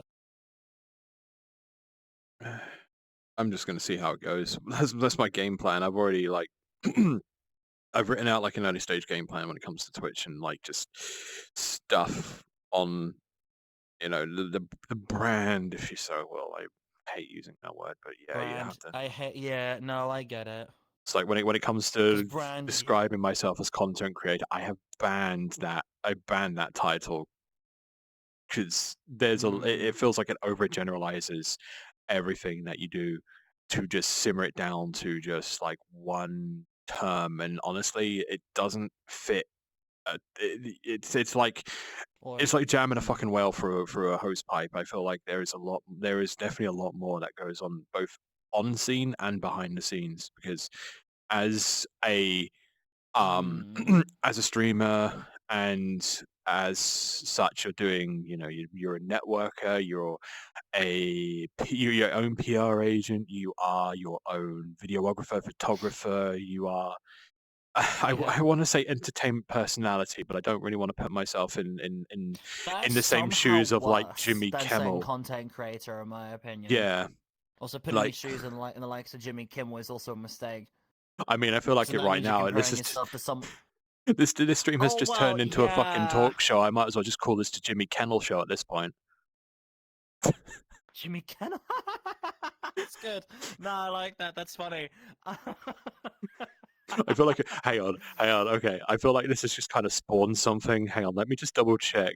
Oh, the ideas are flowing through them, guys. For once, it's ideas and not something else. I'm actually saying that there is. Yes, there is a mock-up. Actually, there is a mock-up set of the Eric Andre interview stage So I think maybe Dude. just doing this again as just like randomly getting people in to just talk or just like kind of it like on the fly interview bullshit just in like the Eric Andre show backdrop would just work. This was supposed to be like a kind of like a Eric stream Andre, to I pay actually discovered homage. recently. Mhm. Yeah, God, you just unlocked a memory. So a show is coming out in early February called Common Side Effects. It's an Adult Swim animated cartoon that's coming out, and Oh, it I think isn't I've seen just your this one. standard like. Yeah, no. Another preview just came out for Capano and Harrington. Did not fucking realize this. Capano's a fucking woman. It's not Oh. obvious, but she is. She's a woman. I won't spoil too much, but there is there is a bit. I'm not gonna say what they're talking about, but they did get their own preview recently in the last week, Mhm. and you actually hear how they sound, how they speak. They're in a conversation in the car, and for like 80% of the conversation, they are just doing shoulder movements while talking to each other, like basically dancing. It's so fucking funny. I can't wait for I can't wait for Common Side Effects. It looks like it's going to be really for an adult cartoon. It looks like there's not much swearing. There's no dick jokes. There probably will be, but like there won't be many. Yeah. And also that tortoise. I love that tortoise. Mm. So, But Guy, anyways, thank you. Hello, I Guy. realized the Welcome on in. entirety Hope of you're having a Eric Andre fantastic show is Friday. just Welcome on on in. Channel 4 because Oh, I is it discovered now? All right. that in every single Adult Swim video, obviously they put all their shows on their website and Max. But I found out if the UK link, the United Kingdom link for Adult Swim is just Channel 4. Oh, damn. So, and I scrolled down for a bit, and you can just watch the entirety of Eric Andre on Channel 4 for like £4 a month. It's like, damn, that's actually good. Mm-hmm. Because, That's oh really god, good. I I did not I want to do remember that. when like Adult Swim actually touched down in the UK as well. Like, because I used to have satellite. Oh I yeah, used to you have would have. satellite when it first Mm. initially came out in the UK. Because um, the Americans had it for like 5+ years beforehand. Like, and it kind of started off like almost the same as like the golden era of Adult Swim back in like 08, 09, 010, where you had like, Aqua Teen Hunger Mm. Force and stuff like Venture Oh, Bros and all that type of stuff. And that. like it was Do you know? basically just like that one's like, I think it was like a 3 or 4 hour segment on it. Mm. It was on Cartoon Network. Then it switched over to another satellite channel. I think it was a gamer channel that also had the Adult Swim slot for a Like bit, and the. then it reverted to Cartoon Network. I think it was like a gamer. It was like an Oh. esports slash anime channel. I think it was called X League or something like that. Maybe I can't remember, but I feel like even if I start I mentioning that don't type of know. stuff, again, it's like one of those things where you start mentioning this type of stuff, like you either need to be like either Ye- 35 or else I feel like if I'm explaining it to you, it feels like a fucking fever dream. Like Well, it's just like the most well, randomest things I no, remember from like my history. It's yeah, crazy, yeah. I know. I know there's a good like 6 to like what 8. I think there's about a 6 to 8 year difference between our ages. Mhm. Because you're 31 now. 32. Oh, 31, 32 this year. So yeah, that's about a 7 year age gap between us. So Yeah. I have experienced roughly everything you've seen. Not everything, but I've experienced a good bit of it because I grew up heavily in the 2000s. Mhm. Like I am a 2000s baby. There is no doubt about it. I grew up around everything, almost everything during that era. Sometimes people bring things up to me, and I'm like, I don't know what the fuck you're talking about. And they're like, what the fuck did you watch as a kid? Power Rangers, but monkeys. God. Easiest way to sum up a show that when I try to explain to you sounds like a fever dream. Yep. It was called. Oh my god, I hate this show because it's got such a stupid name.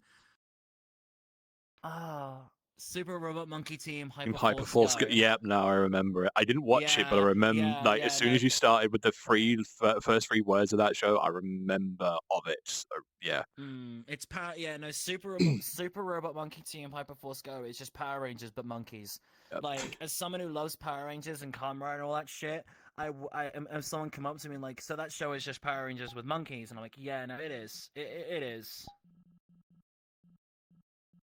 God damn.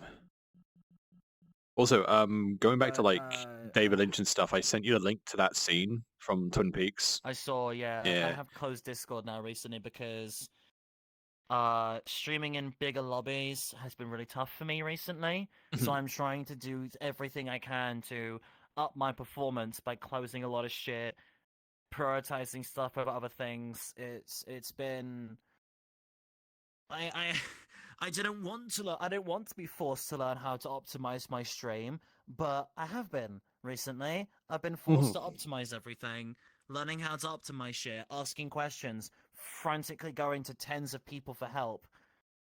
And a lot of that isn't exaggerative. I've gone to so many fucking people to fix shit. And what was really dumb is someone gave me a tip on how to fix my stream and it worked.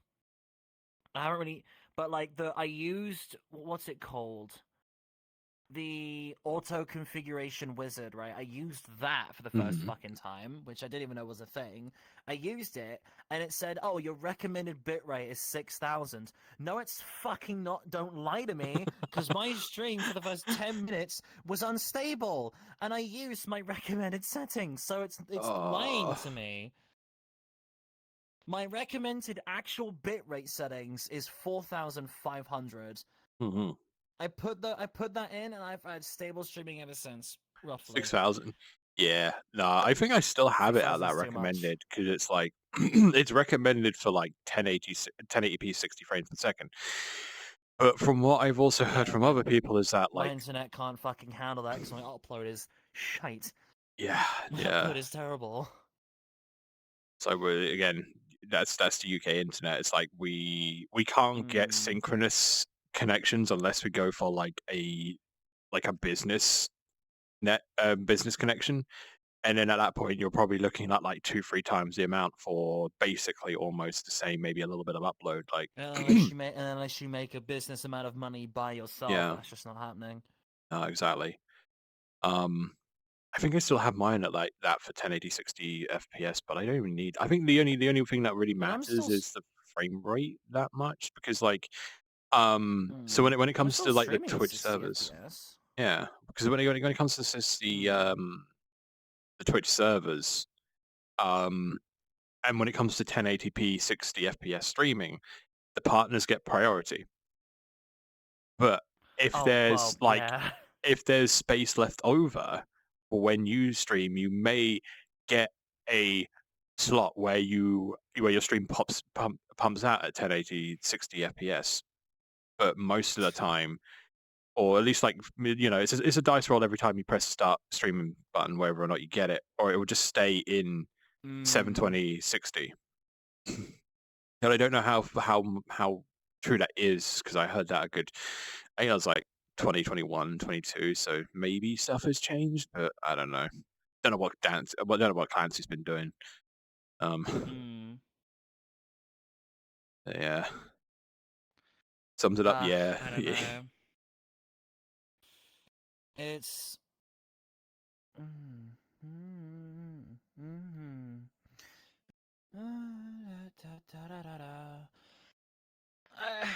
I don't know. Oh my god, brain's running at a million miles per hour right now. Kind of just. I don't know. Speaking of things that are a dice roll for me, launching VR. Wait, really? I have been experiencing this. Sorry, I don't talk much. Some friends of mine don't stop. So me invite on VLC. I'll be playing this on stream. It's all good. Do what you wish. If I'm just in the back, if I'm just a voice in your head in the background for you to just have, go for it. But so here's what happens: is I'll click the little VR button in the top right, and then sometimes what'll happen is it'll load up. I have a performance graph going, right? And if I Mhm. see that number freeze at like 1.0, right? I think, oh great. I hover my mouse over it, and you know when a program's crashed, your mouse does the little loading thing. Yep. That's what happened. Happens Oh almost no. happens, and it's been happening a lot recently. I don't know what causes it. I've cleared my cache. Hasn't really done anything.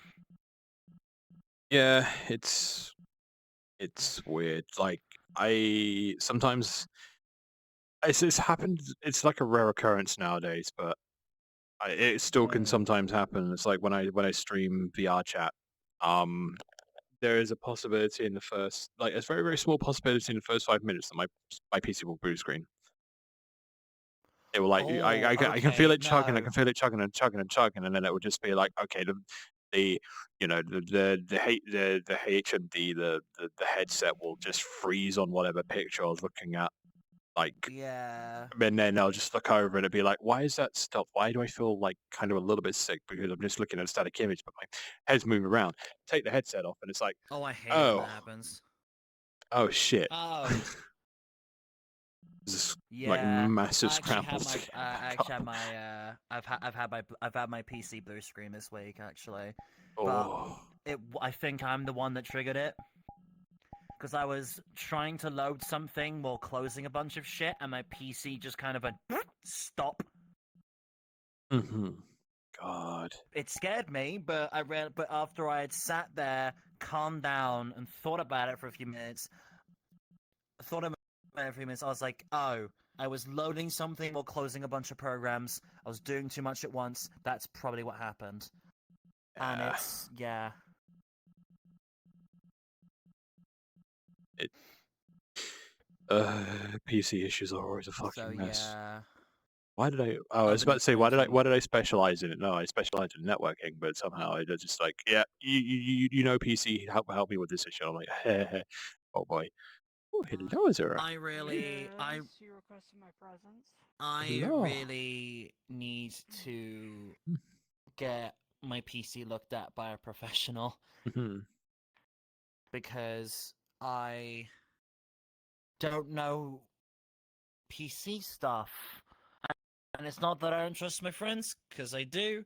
I would just personally, from my perspective, feel more comfortable with my PC being looked at by somebody who is basically, that's like their job. They've been doing it for X plus amount of years. Yeah.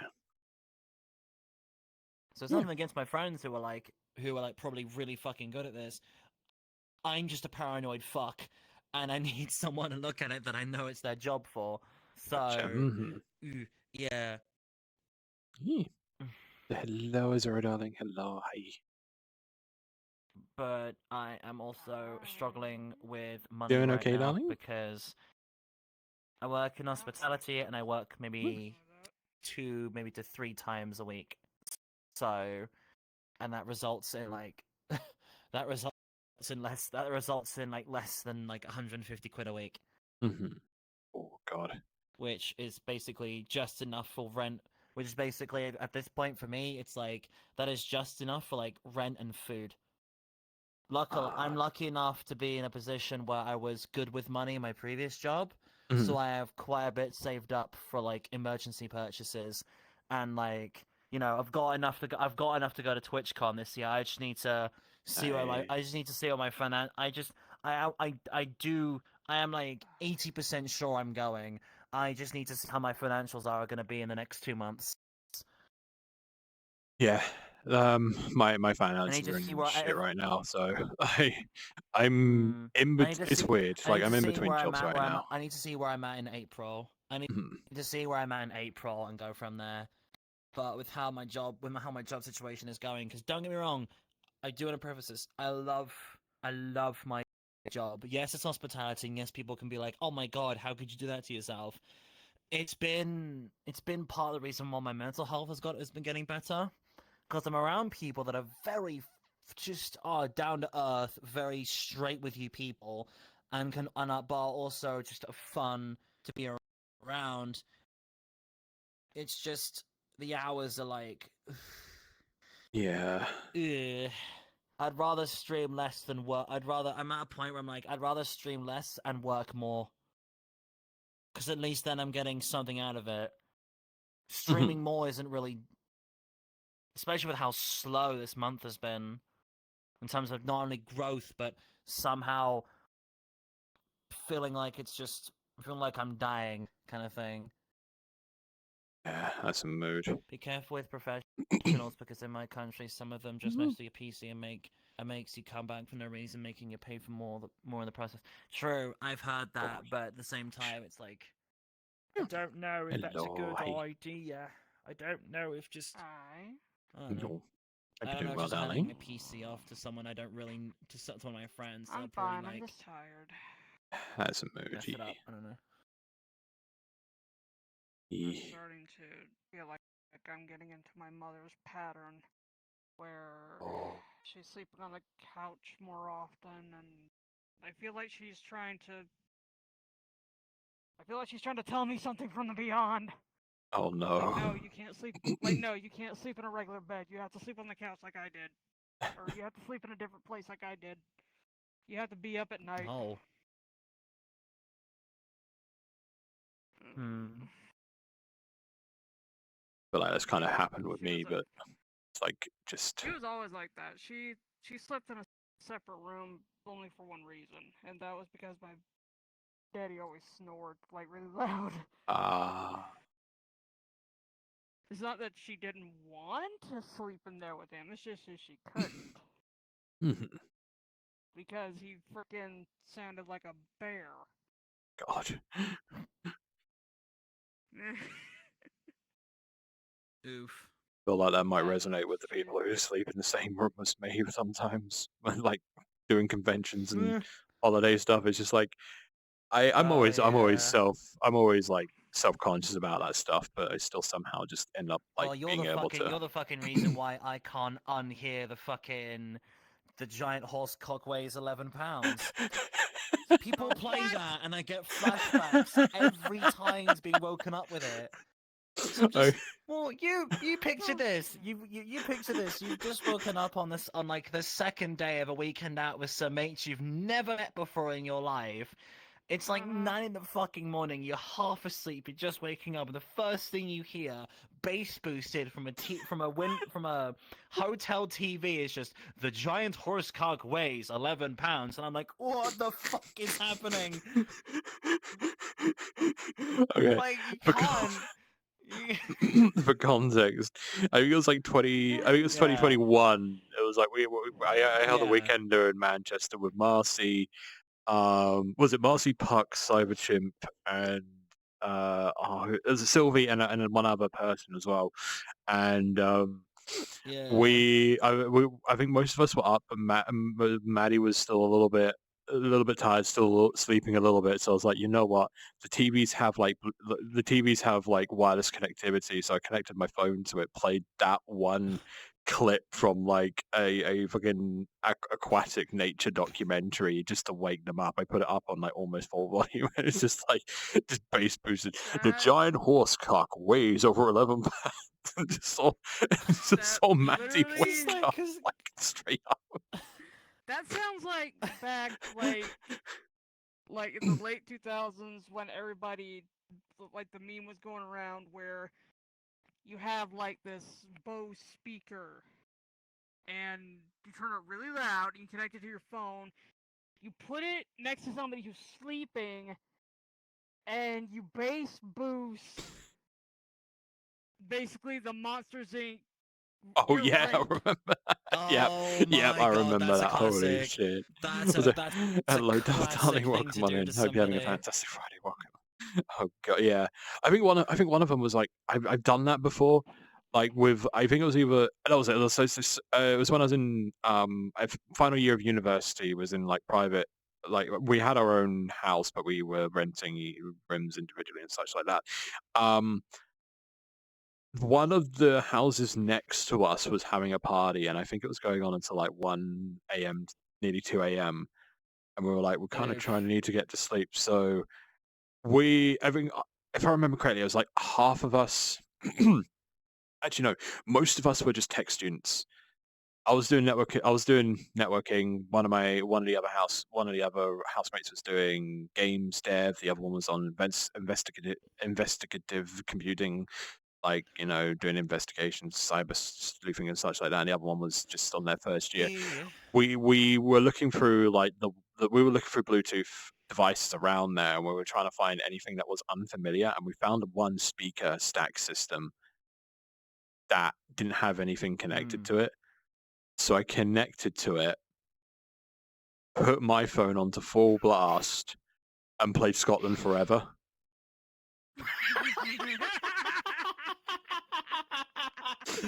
And the thing is that we I didn't can know. just see it now. You're just a bunch of college students who are severely hungover from partying until like 1 in the fucking morning, and the first thing you fucking hear is just. No way, Just Scotland Forever. just like bagpipes and just like an aggressive aggressive Scotsman screaming "Scotland Forever!" Just like You think it'd actually be on some sort of military camp if you heard something like that at like what, probably 8 in the morning or some bullshit. No, 10 in the morning with light flavor. Yeah. The thing is, as well, I think there might have been an accidental double edge on that one because, like, we didn't hear it. We couldn't hear it from next door.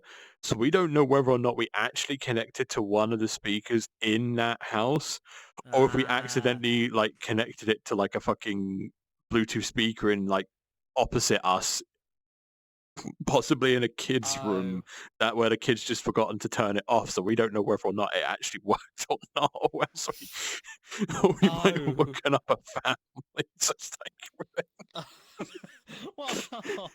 well, regardless, it's still kind of funny. No. Here, you want to hear something funny? I'm about to out myself right now. I barely tell this to anyone. But... And yet you're about to tell this to 2 streamers. Like, why such a wise choice of you? do you want to hear it or not? I don't know, it's up to you. I'm just saying, you're the one about to tell it from the 2 people that are live. I know. Well, here's the thing. When I first moved out here, it was a bit of a difference. And one night when we first sleeping together, I was nearly asleep. He's over there. Fang's over there. He's asleep. And for some reason, I'm gonna say this right now. I don't do this anymore because I've learned to control myself, and I feel so ashamed that I do it at all. Oh no. But imagine it's quiet. I'm not sure if we opted to use the fan during that time period, but just laying there asleep. We're basically back to back. I think I know where this is going. I may have accidentally, really intensely and astonishingly let something rip really loud to the point where he rolled over and said, "What the fuck?" I won't lie, and I know I can say this because the shit that Cisco's talked about online. I thought you were about to say, like, oh, I just stopped masturbating right next to him. Oh, God. That's just where my head was. But I think that's just because I'm a degenerate. I could say something right there, just because, like, Azura and Fang are partners, so... But I'm gonna hold back. Of how Well, how long it went for. Oh, was it like a good few seconds? Like, we're talking like a solid 5-second fart? Yeah. Oh, sick. Oh, that's brilliant. Fantastic. And I've never been able to do it again since, and I don't want to. I feel like being I feel like being an absolute shit. Like, and if Fang is streaming tonight, just going into chat and being like, "So how was it? How was that moment when you realized that your bed had haptic feedback when Azura was in it?" I mean, I don't know if he'll be able to stream for a little bit because I think OBS is like on the fritz and Every time he's tried to stream, it blue screens. Oh my! Oh no, Oh, no! God, My yeah. OBS. You know when you sometimes So- streaming with OBS, and you get Mhm. that window that pops up that says, "Oh no, OBS has crashed," but it Yep. didn't. That happened to me as I clicked the live button today. I tell you what, That if happened you to me wanna- as So well, I know funnily OBS enough. crashed, Like, relaunched If OBS, you just and then were started streaming randomly again. asking that on Discord, just out of nowhere, he's in there working right now, just randomly asking that. actually, saying that, I forgot. I've been meaning to join Fang's Discord for like God knows how long, and I keep forgetting. So I need to like, I'll just jump into their Twitch channel, literally just slap the explanation Discord, and then just go straight on it and just be like, "Hi, so Azura told me something embarrassing, by the way." Oh God. Out myself like that. Get the subwoofers we get.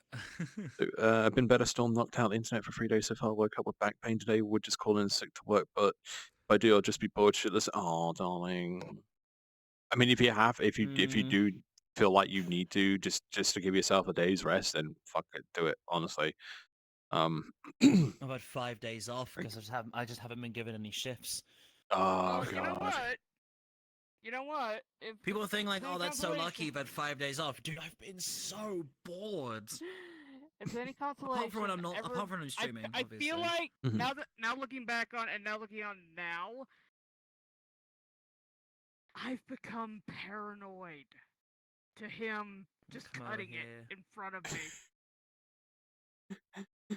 It has got to the point where I hear a little sound and I just back away and say, "What was that?"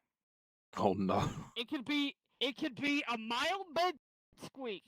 One time it was a motorcycle next to us with me, him, and my mother-in-law in the car. I heard this is a loud ass motorcycle on the road, and I just turned around and think, "What the fuck?" Like that Are wasn't you, are me. you trying to tell? Are you trying to tell me you're getting PTSD for farting? Is that what I'm hearing here? Or is this am I completely misinterpreting what you're telling me? He has fucked up my paranoia so bad that I am on Ah. alert to anything that sounds remotely like it. Ah. The trouble is, if it's real enough, I can't get away fast enough. I would literally like lunge myself to the door. It's like, oh God, I could make up. Actually, Azuri, have you played Final Fantasy 14? No. No, have you played? But I- Okay, so what? Let's go from like when like action games have like the the graphical tell of where an AOE will be in an area. Uh-huh. Is it basically like that every time you hear it? Hear a somewhat similar fart sound from Fang. Just It I would say I would say it's on the same level as you hear a dramatic piano sting and suddenly you feel like there's a deadly laser on you, if you catch what I'm saying. oh, Either that or just it's like- Missile Alert from AC6. I was. I was more thinking of the Guardians from Breath of the Wild. Like you just hear it, like oh shit, oh shit. I was- Oh oh shit. yeah. Okay. That's a reference I can understand. Yeah. I was thinking of the dramatic The reason piano why I from say Murder C6 Four at the that reason why I point. say C6 is because Cisco's played like a lot of that shit. Oh, well, I'm a Corsic, yeah. Quite the mecha Oh, fan, yeah. Quite Hell the mecha yeah. fan Cisco is. So I know a good few. It's only a matter of Also, one of my- time one of my before the friends- doomsday clock finally ticks down to 0 and I get myself a backup of Armored Core 4 and 4 Answer and a 360 emulator and actually a PS3 emulator and just go straight through it because Mm. Armored Core 4 1 was directed Mm. by Miyazaki, the director of Dark Souls and Elden Ring, but also Armored Core 4 and 4 Answer are like twice, if not 3 times as fast as Armored Core 6 with its action. Fuck me. Like, alright? Who'd've like thought if you an just auto game type was if you just type faster? into like if you type into YouTube average AC4 fight, and you'll get like a accurate representation. It is like it's. I want that Speaking type of speed. AC, though, I need to watch that. Well, to be fair, I was gonna say I need to watch the secret level episode of AC6, but then I realized I need to just watch secret level period. Well, I've heard Yeah. the Pac-Man episode is shit. I mean, how the fuck can you make a actual movie out of Pac-Man or like an actual TV And episode not out of make it look Pac-Man? like I mean, shit, yeah. yeah, I mean, Well, no, in saying that, the best representation I've seen of Pac-Man was in Futurama. And even then, you that was know a what? You're fucking not parody. wrong. Yeah, you're not wrong. Mm. Although No, isn't that the same? God. Wasn't that the same one with like the Space Invaders part as well? It's like Tales of Interest, wasn't Well, it? that entire. Well, to be fair though, I'm pretty sure now that I'm thinking about it, that episode of Futurama must have been the inspiration for Pixels. Because now that I'm It putting the was. two plots together, that one episode of Futurama is literally just the plot of Pixels. Did it at least have was, and like? it was a bus, and everybody hated it. Yeah, but did it at least have a remember. Rush song in it? It's Adams. I don't know. I didn't watch Pixels. And Uh, I haven't seen. And I Okay, haven't now I'm seen curious. an Give me episode one of moment. Futurama in years. And two, I haven't watched Pixels all the way through. I'm curious now. Hang on, let's have a look. Really? Because you know what? I have another story, and this is kind of cringe for me on a personal level. Because It can't be that bad. okay, no, it's bad. It's very bad. Do either of y'all know of the infamous Dragon Ball Evolution movie? I know of it. I never watched it. The live action one? Didn't see it. Yes. Well, here's the thing. Here's the thing. Everybody knows. Everybody knows that it's bad. It's awful. Mm-hmm. It doesn't make any goddamn sense. Here's the thing. Before I moved out, there was one day where it would air on TV, right? Mhm. And I kept disappointing myself because every time I tried to catch it, I always wound up like near the end. Until one day, I was finally able to watch it all the way through. Mm-hmm. And then it dawned on me, why the hell was I so anxious to watch it completely? What the fuck did I just sit through? What did I just waste about 2 hours of my life on? Oh god. I can't really say anything because I like the Green Lantern movie. It was so bad. And I I have just, a- I just, I have a just hate it. bachelor's degree in I was fucking, in film, and I like the Green Lantern movie. I was fucking beating myself up for so long because every time it came on, I caught the tail end of it, and then I finally sit through the whole goddamn thing. This is before I even watched like just Dragon Ball by itself, like the very beginning, and even I Just knew like bad that movies. that is not how the story went. No. No, actually, there is one film. I was so mad. There are two movies that I can say without a shadow of a doubt that pissed me the fuck off. Specifically, the ending to Pacific Rim 2 and the Ready Player One movie. That's it, though. I will Genuinely. say, I will say this about another movie that I watched that I actually really enjoyed. It was just near the end that confused the fuck out of me. Again, it was another live action adaptation, but it wasn't that bad. It wasn't that bad. What was it of? Again, it was a live action adaptation of Diamond is Unbreakable. Now, hear Of me out. what? Oh, I think I saw trailers of that like way back. Yeah, yeah. What? JoJo Part 5. What? I didn't. Huh? There was a live action adaptation done in Japan for JoJo Part 5. Oh, I've not watched a single episode of Uh. JoJo. So this is a complete like you can count me out of this conversation opinion wise because listen, I'll hear you out, but Well, this is your thing. It wasn't that bad, but this time around, the ending just confused me. Because here's what happened. I enjoyed it. I sat through the whole thing. It was going along with the story. It added a few little extra details in here and there, trying to make it more a little realistic. But at the end of it, hang on. Oh no, Fang's woken up. Oh, I did actually. Hmm? Last year, I did finally get around to watching. Oh I don't know fuck! what the hell just happened. What's the film? Sorry. What's that book From- adapted? What's that book adapted movie that was about like a bunch of? It was basically military propaganda, but also shooting bugs.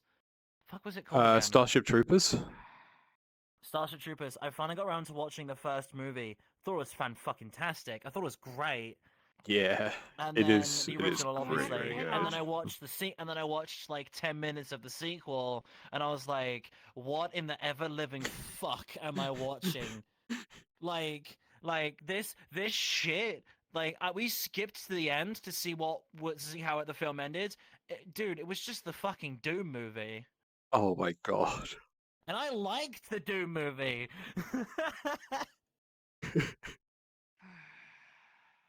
I don't care what it says. I liked the Doom movie. My husband's Actually, speaking about Doom as well, I went through the a video of lore about like the Doomslayer and everything, like from like all the way from like the original Doom on MS DOS to like Eternal.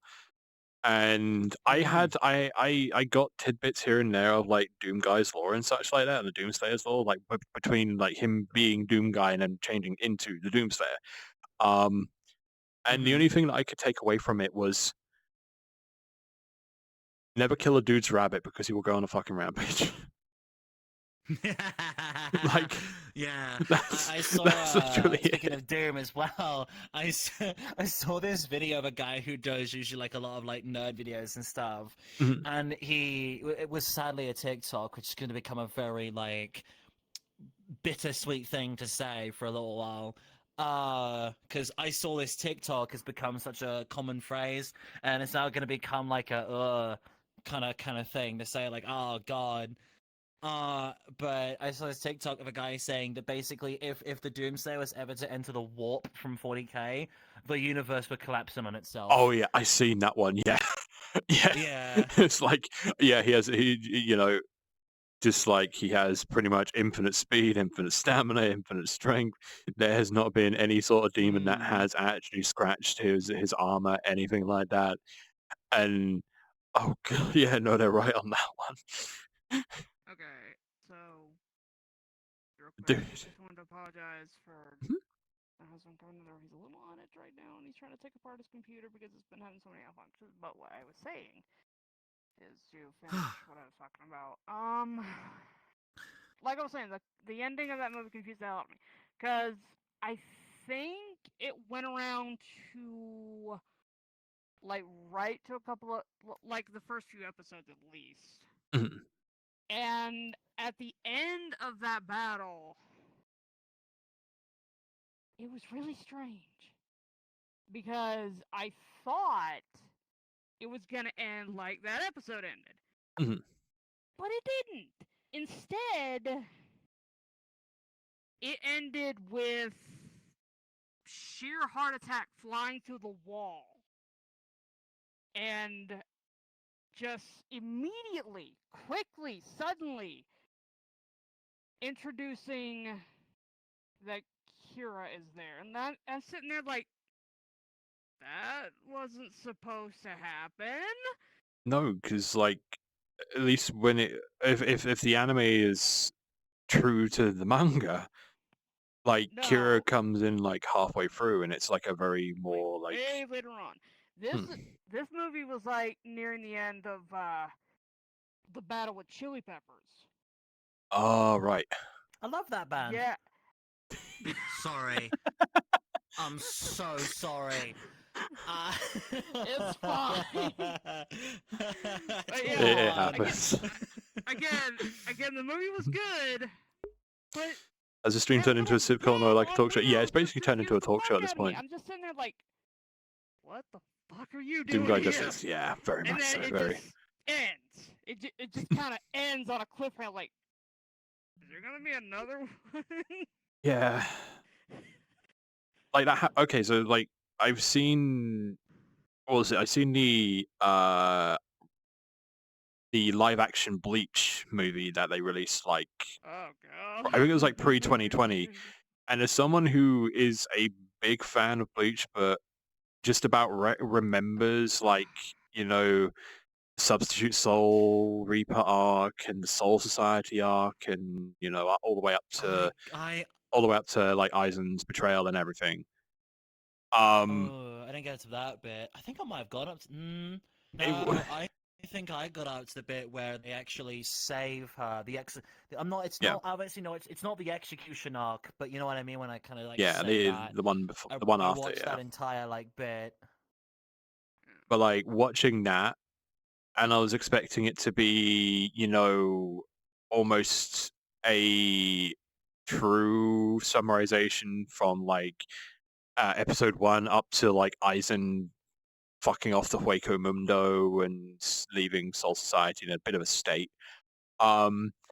It basically finished off off the cliff. It finished almost the same as like how the JoJo Part 5 live adaptation, as you just explained, finishes, where it's just on a cliffhanger, because like it just ends with like Byakuya, and it just ends with Byakuya pulling Rukia back to Soul Society, and that's it. Like, no, I don't even think they even fight the huge hollow in that part either. It's just boom, done. I just thought of something that I'm never gonna do. I'm never gonna do it.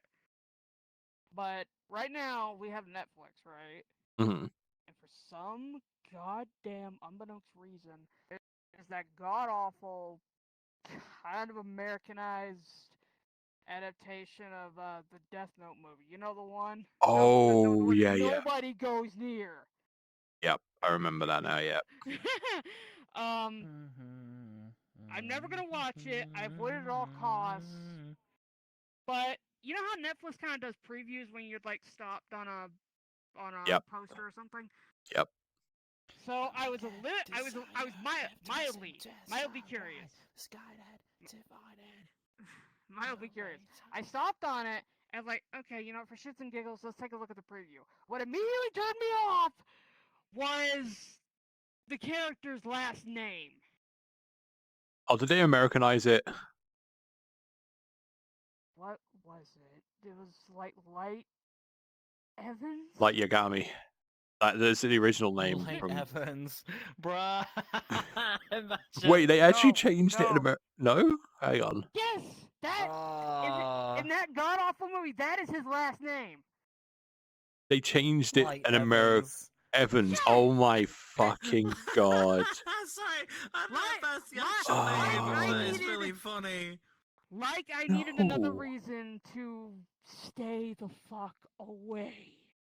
Oh my god. Oh, randomly speaking in Netflix, something I didn't realize. Who here gives a shit at all about the Castlevania series?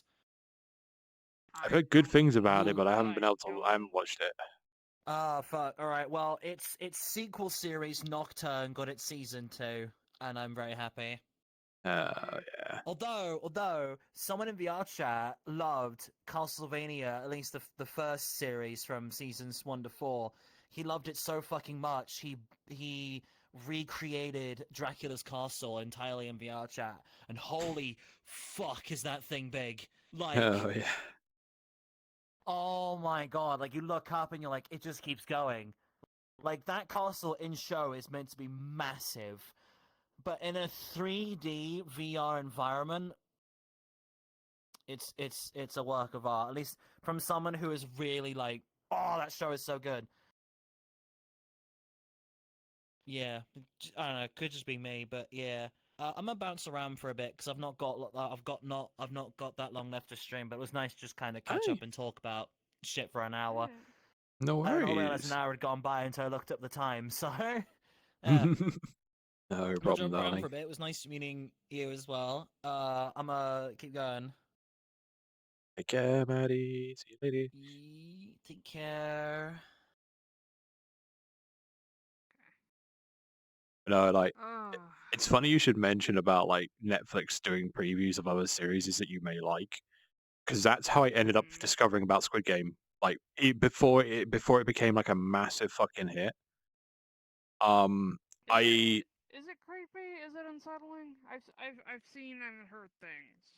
it is a I've seen little bit. Um, because it. what I'm getting from it. So, sorry to interrupt. Mhm. What I'm getting from it is it starts out that all these participants are in it for money, right? Yes. Am I right? Yes. And this whole thing goes on for a while. These are like giant. These are literally giant games. These are life and death games. And the main character, the dude with the black hair, the curly black hair. Mhm. I have seen pictures before and after. It's like a war shot. Oh yeah. Like, Oh yeah. Yeah. he's happy. He's excited. He's gonna do this. And like later on, he's like, "Get me the hell out of here." Yeah, that's basically the whole premises because like the whole thing with Squid Game, it is a death game. Mainly set up by the mega rich. It's a bit so the one thing that everyone like the one thing that the general populace does not get or doesn't get the meaning behind Squid Game is that the whole premises is that it's these rich conglomerates or these basically just like the 1% making death game shows for their amusement and exploiting poor people for those games because the amount that they give for the Squid Game is basically enough to clear any debt that the winner has, and it also gives them basically a second chance at life.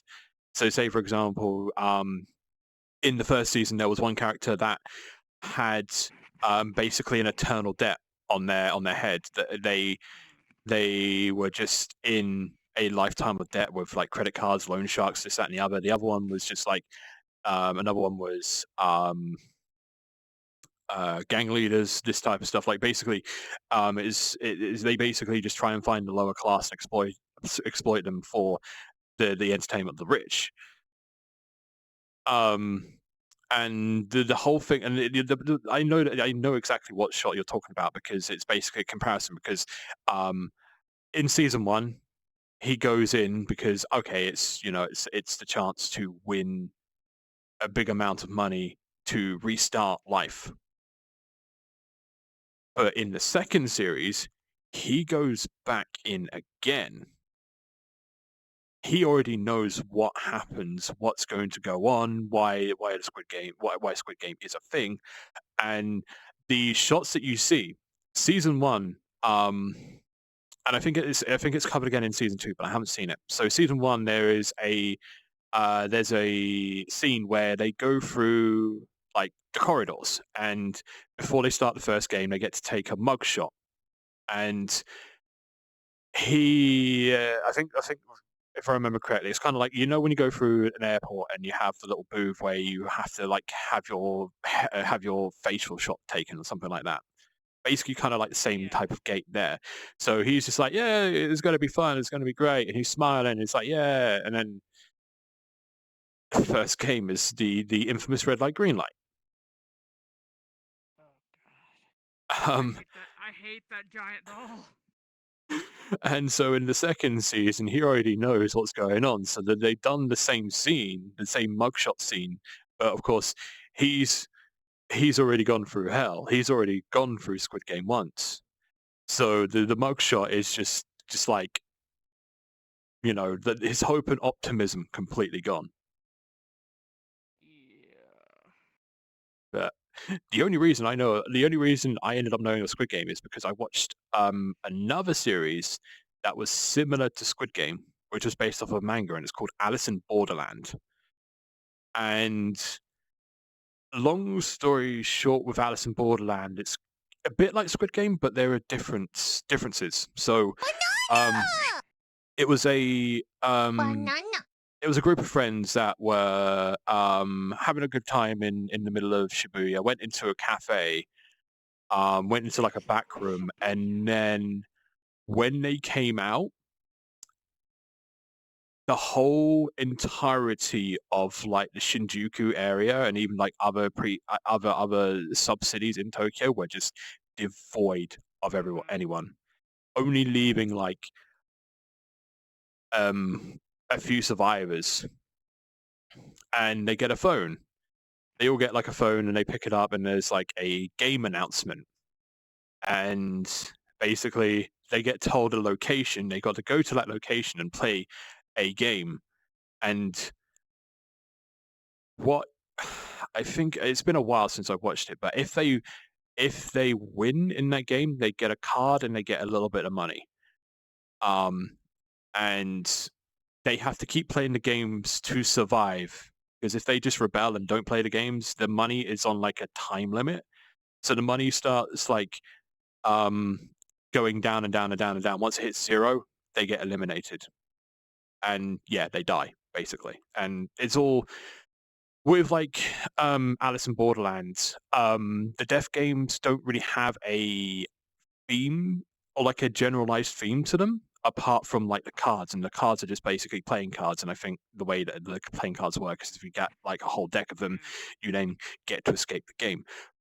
But with Squid Game, the general theme of each game is basically Korean children's games. So red light, green light, pretty easy to understand. You've also got in first series, you've got Tug of War. You've also got Marbles game in season 1. You've also got like the Dalgona Suite game as well, which is oh boy, that isn't the worst. But That the whole money thing, just getting it in time. That actually reminded me, and this is a little bit of a spoiler because apparently, and I'm kind of excited for this. Mhm. Like, oh god, I think it's in June that over in Japan they're actually gonna have another exhibition for JoJo, like a big one. Like it's Oh, okay. like another yeah. Is that And for? apparently there's There we go. Sorry, go ahead. you right there. Apparently, and we're all kind of hoping this. There's gonna be an announcement. Like, God, I think one of the titles was for going forward, but looking back to the past. Going to be an Like, announcement. It's going to be an announcement for Steel Ball Run, isn't it? I think it is. Because I've heard tidbits that they like. Was it production David or Studio David, the ones that have made like JoJo 1 to? Yeah, David for production. They've hinted about it. Yeah, and just to point out, because again, this is a little bit of spoiler. I remember because I read Steel Ball Run, and I remember there was I want to say this girl was a stand user because of exactly what had to happen. Mm-hmm. They came across this tree, and there was a girl inside of it. I think I know of this one. I haven't actually gone through the story Steel Ball Run, but yeah. If I remember correctly, it was like a wish thing, like something like that. I can't remember. I might have to go back and read it actually. Where you go? Sorry, I'm trying to find the bottle of vape liquid that I opened just before I started stream, and I can't find it on my desk whatsoever. I think it's either fallen off or I am imagining things. I probably have gassed it myself, but do feel free to go on, darling. I'm still listening. Okay, so I think what happened was Johnny and Gyro actually made like a really oblivious wish, I'm gonna say, and it was for a ton of money, and they got it. However, the catch was that I want to say it was like life or death, because if they didn't spend it all in a day or within a allotted time of hours, that something bad was gonna happen. Ah. So they take all that money. They take all that money and they go into town and they just try to get rid of it. They try to spend it on just about almost anything in town, anything. But back then, almost anything was like dirt cheap. So they got a bunch of stuff and they barely made a dent. And then I think it got to a point where they tried giving it away, and I don't know if they could do that or not, but that didn't work either. I actually can't remember exactly what happened. But basically what you were describing sounded a lot like that. Somewhat. Yeah, I think it's like almost in reverse. But yeah, I understand where the similarities are, yeah. Yeah, Like, that's what I got from that. there we go. But no, like now with the the hopeful and actual announcement of like part 7, now I'm just like, David Production now have to animate that one famous scene of like the proper like ability reveal for Funny Valentine, like D4C, like the one in like this, 32% dirt cheap. yeah, like the one time where like, it's even hard to explain. It's worse than like Diavolo, like explaining King Crimson, because it's like Funny Valentine's thing is all about like alternate dimensions, but he's able to like It's forcefully like a parallel. change. Yeah. Like it's essentially he can pull someone into a parallel situation. And what the concept is actually kind of like a concept that people have actually come across, that you can't exist twice on the same plane. And if it happens, one of you has got to go. But in this case, and I think it was like in Eyes of Heaven too, or Eyes of Heaven, where if when he activates his stand, he'll pull you into a parallel area in the same situation, and there are two of you, and when that happens, both of you just collide with each other. Right. It's actually the same thing with the analog horror stuff, mostly the anomalies. Like, there can't be two of you. That's why the anomaly is here, because it's gonna take over your life. There ain't room for the both of us on this mortal coil.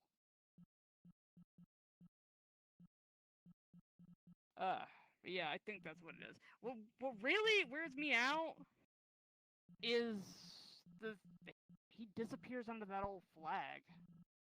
Oh yes, yeah. Where the fuck did you go? Where the fuck did you just go? It's like a damn magic trick. He just gets twirled up and he falls flat to the ground like, you good? Yeah. I mean, David Production did really good with like Diavolo, like King Crimson's one, because I know when people were going through the manga, especially with like the fan translations back in the day, people were absolutely fucking confused with King Crimson's thing, because it's like, oh, he just erases time. It's like, how does that work? Like you remember the famous like video of like someone absolutely losing their shit over it, because it's like he erases 10 seconds of the time. Where does that 10 seconds go? It just disappears and stuff like that. But no, again, David Production did really well on that. If I put this in correctly,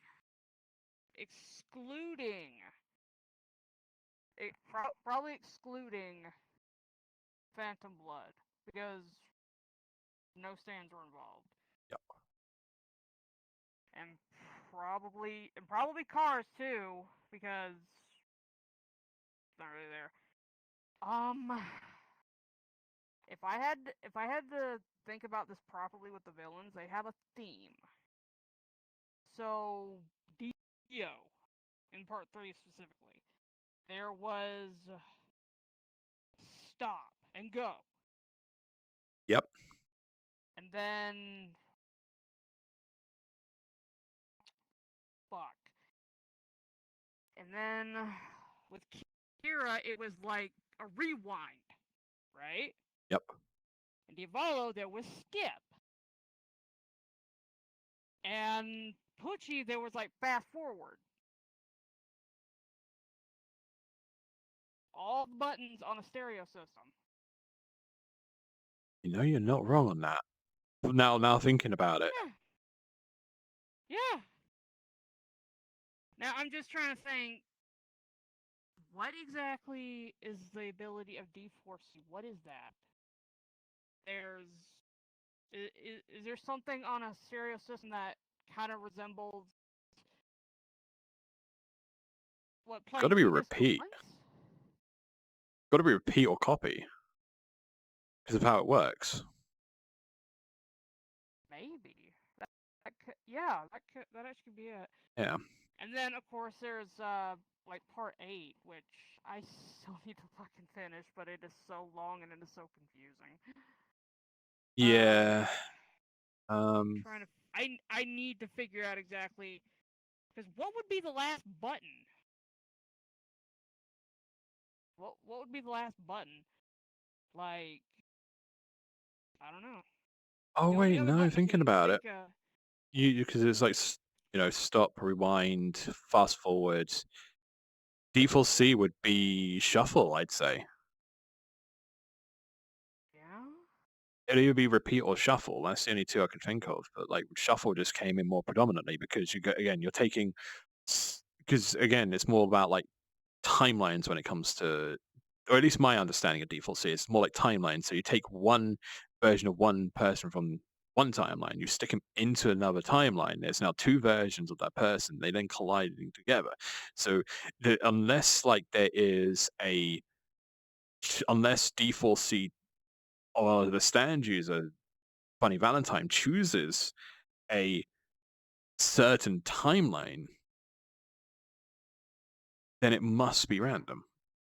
But I feel like there's definitely more of a deeper dive that we may need to go through, or just wait until Steelbook One Run finally gets released.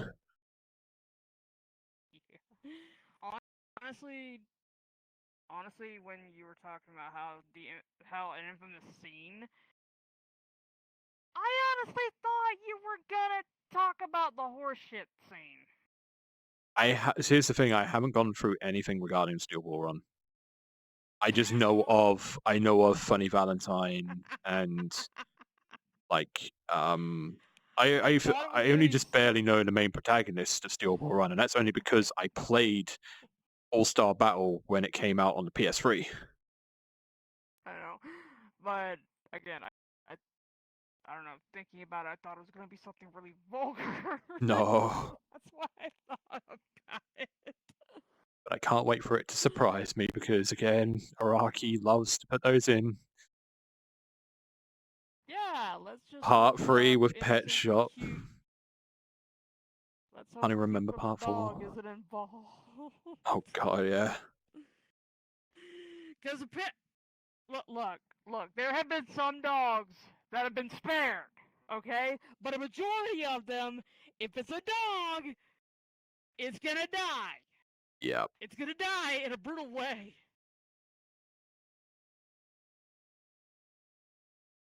You know, on that thought, there is one thing. This is really weird coming from me, but I know he's a villain. There's a little respect I have for cards.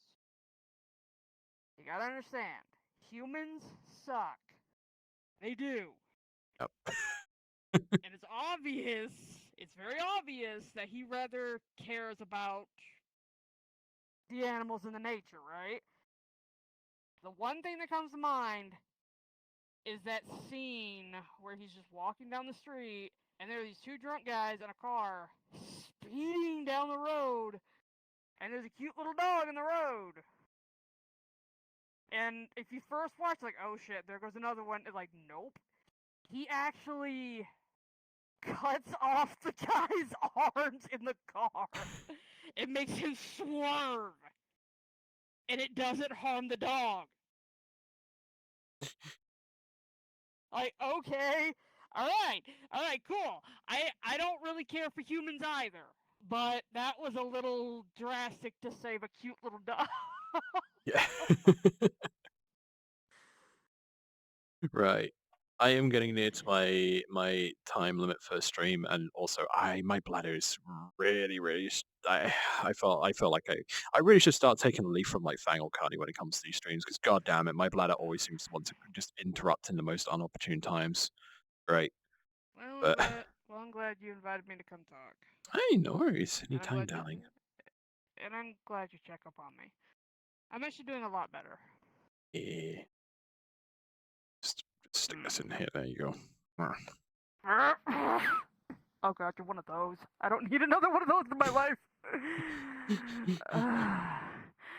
Seriously, all the pretty girls in VR want to suffocate me with their chest. I mean, is that a bad thing? I struggle, but I'm not saying no now, am I? Yeah.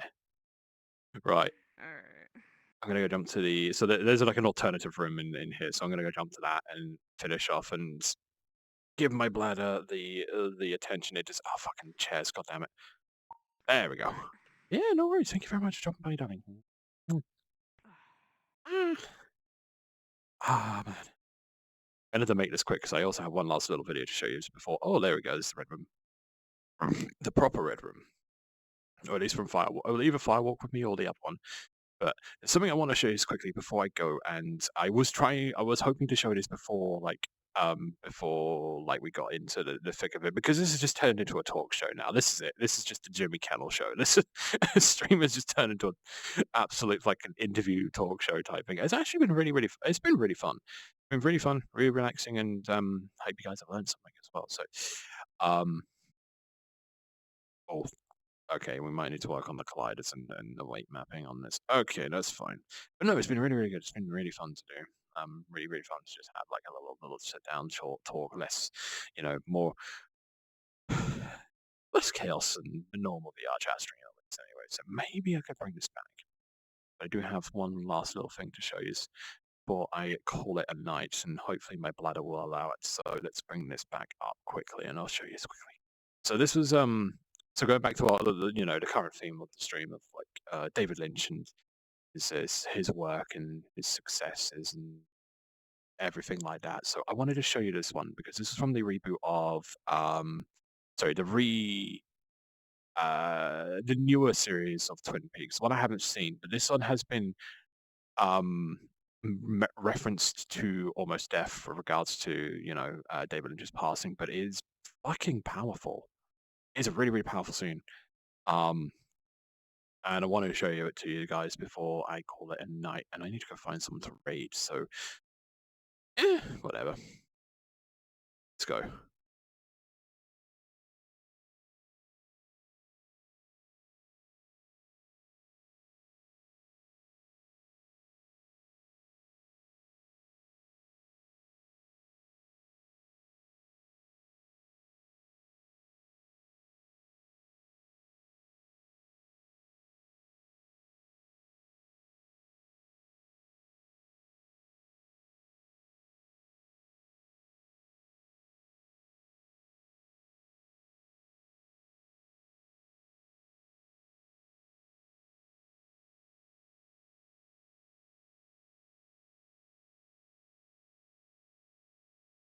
Just that one scene, just that one line, fix your hearts or die, like resonates so much. Resonates to the core, even without the context of the line from Twin Peaks as well. Like David Lynch be doing a lot of David Lynch be doing trans representation and actually how to treat someone who is trans, like with utmost respect, even before this stuff became a more prominent thing, and it's a line that fucking goes hard, but it's a line that resonates so well. And yeah, no, like Lynch was a very very positive dude as well. It's like you watch some of the interviews. There is sometimes where does have the little bit of a pretentious bits, but honestly, it is it's warranted. Like one of the one of the ones that I think about quite a bit, where that isn't like those two little tidbits I've shown you today on stream, is one which was it was an interview in 2007, 2008, I believe, which was about the more, product placement being more prominent in cinema. And the interviewer was like, "Oh, what do you feel about the prominence of product placements and such in cinema these days?" And Lynch was just like, "Bullshit, absolute fucking bullshit," and boom, done. That's in the most David Lynch way, just done. One and done answer. Perfect. Right. I need to find someone to read, and fast, because my bladder is on borrowed time right now. So I think what I'm going to do right now,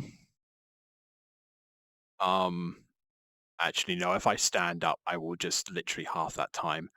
That's the worst idea I can do. It's like, do you need a pee? Yes. Should you stand up? No. No, no, no. No, no, no, no. Why is it so... my brain is like, why is it so hard to find someone to raid? It's like, I'm gonna rate someone who has been watching for a little while now, at least like the last couple of weeks off a stream. Mainly because I think you guys would like them. They are very, very good eye candy. They're very, very humorous. Ow, my ears. Very, very humorous yin with a big personality. But yeah, we're gonna go say hi to unnamed hyena, if I can remember how to do the raid buttons. There we go. Let's go say hi to unnamed, who is currently playing War Thunder at the moment. But they are a absolutely wonderful, fantastic, wonderfully fantastic VTuber and absolute bean. So, for those who watch for 5 minutes of the whole stream, I thank you very, very much. Continued patronage is always very, very much appreciated. Thank you to all those who paid something to donate throughout the whole stream. Monetary contributions are never necessary, but always very, very much appreciated. And thank you very much for sticking by while this has been a bit of a different thing that we've done for VR Friday. So thank you very much, darlings. If you want to see more of me or wonder when I'm going to be live next, I will be live on Sunday. Possibly same time, possibly a little bit earlier. I'll be honest, I've been wanting to get back into DMC3. So maybe we'll go a little bit earlier on Sunday. So feel free to follow me on Blue Sky as well as join us on that Discord server. We're very lovely, shiny, happy people on the Discord server. But yes, that's it for the time for me for the time being. I really, really, really need a piss. So from myself and all of the Lost Tapes Club, good night, sweet dreams, and Pappy loves you very, very much. Take care. Good night, and have fun with Unnamed. And for myself, good night once again.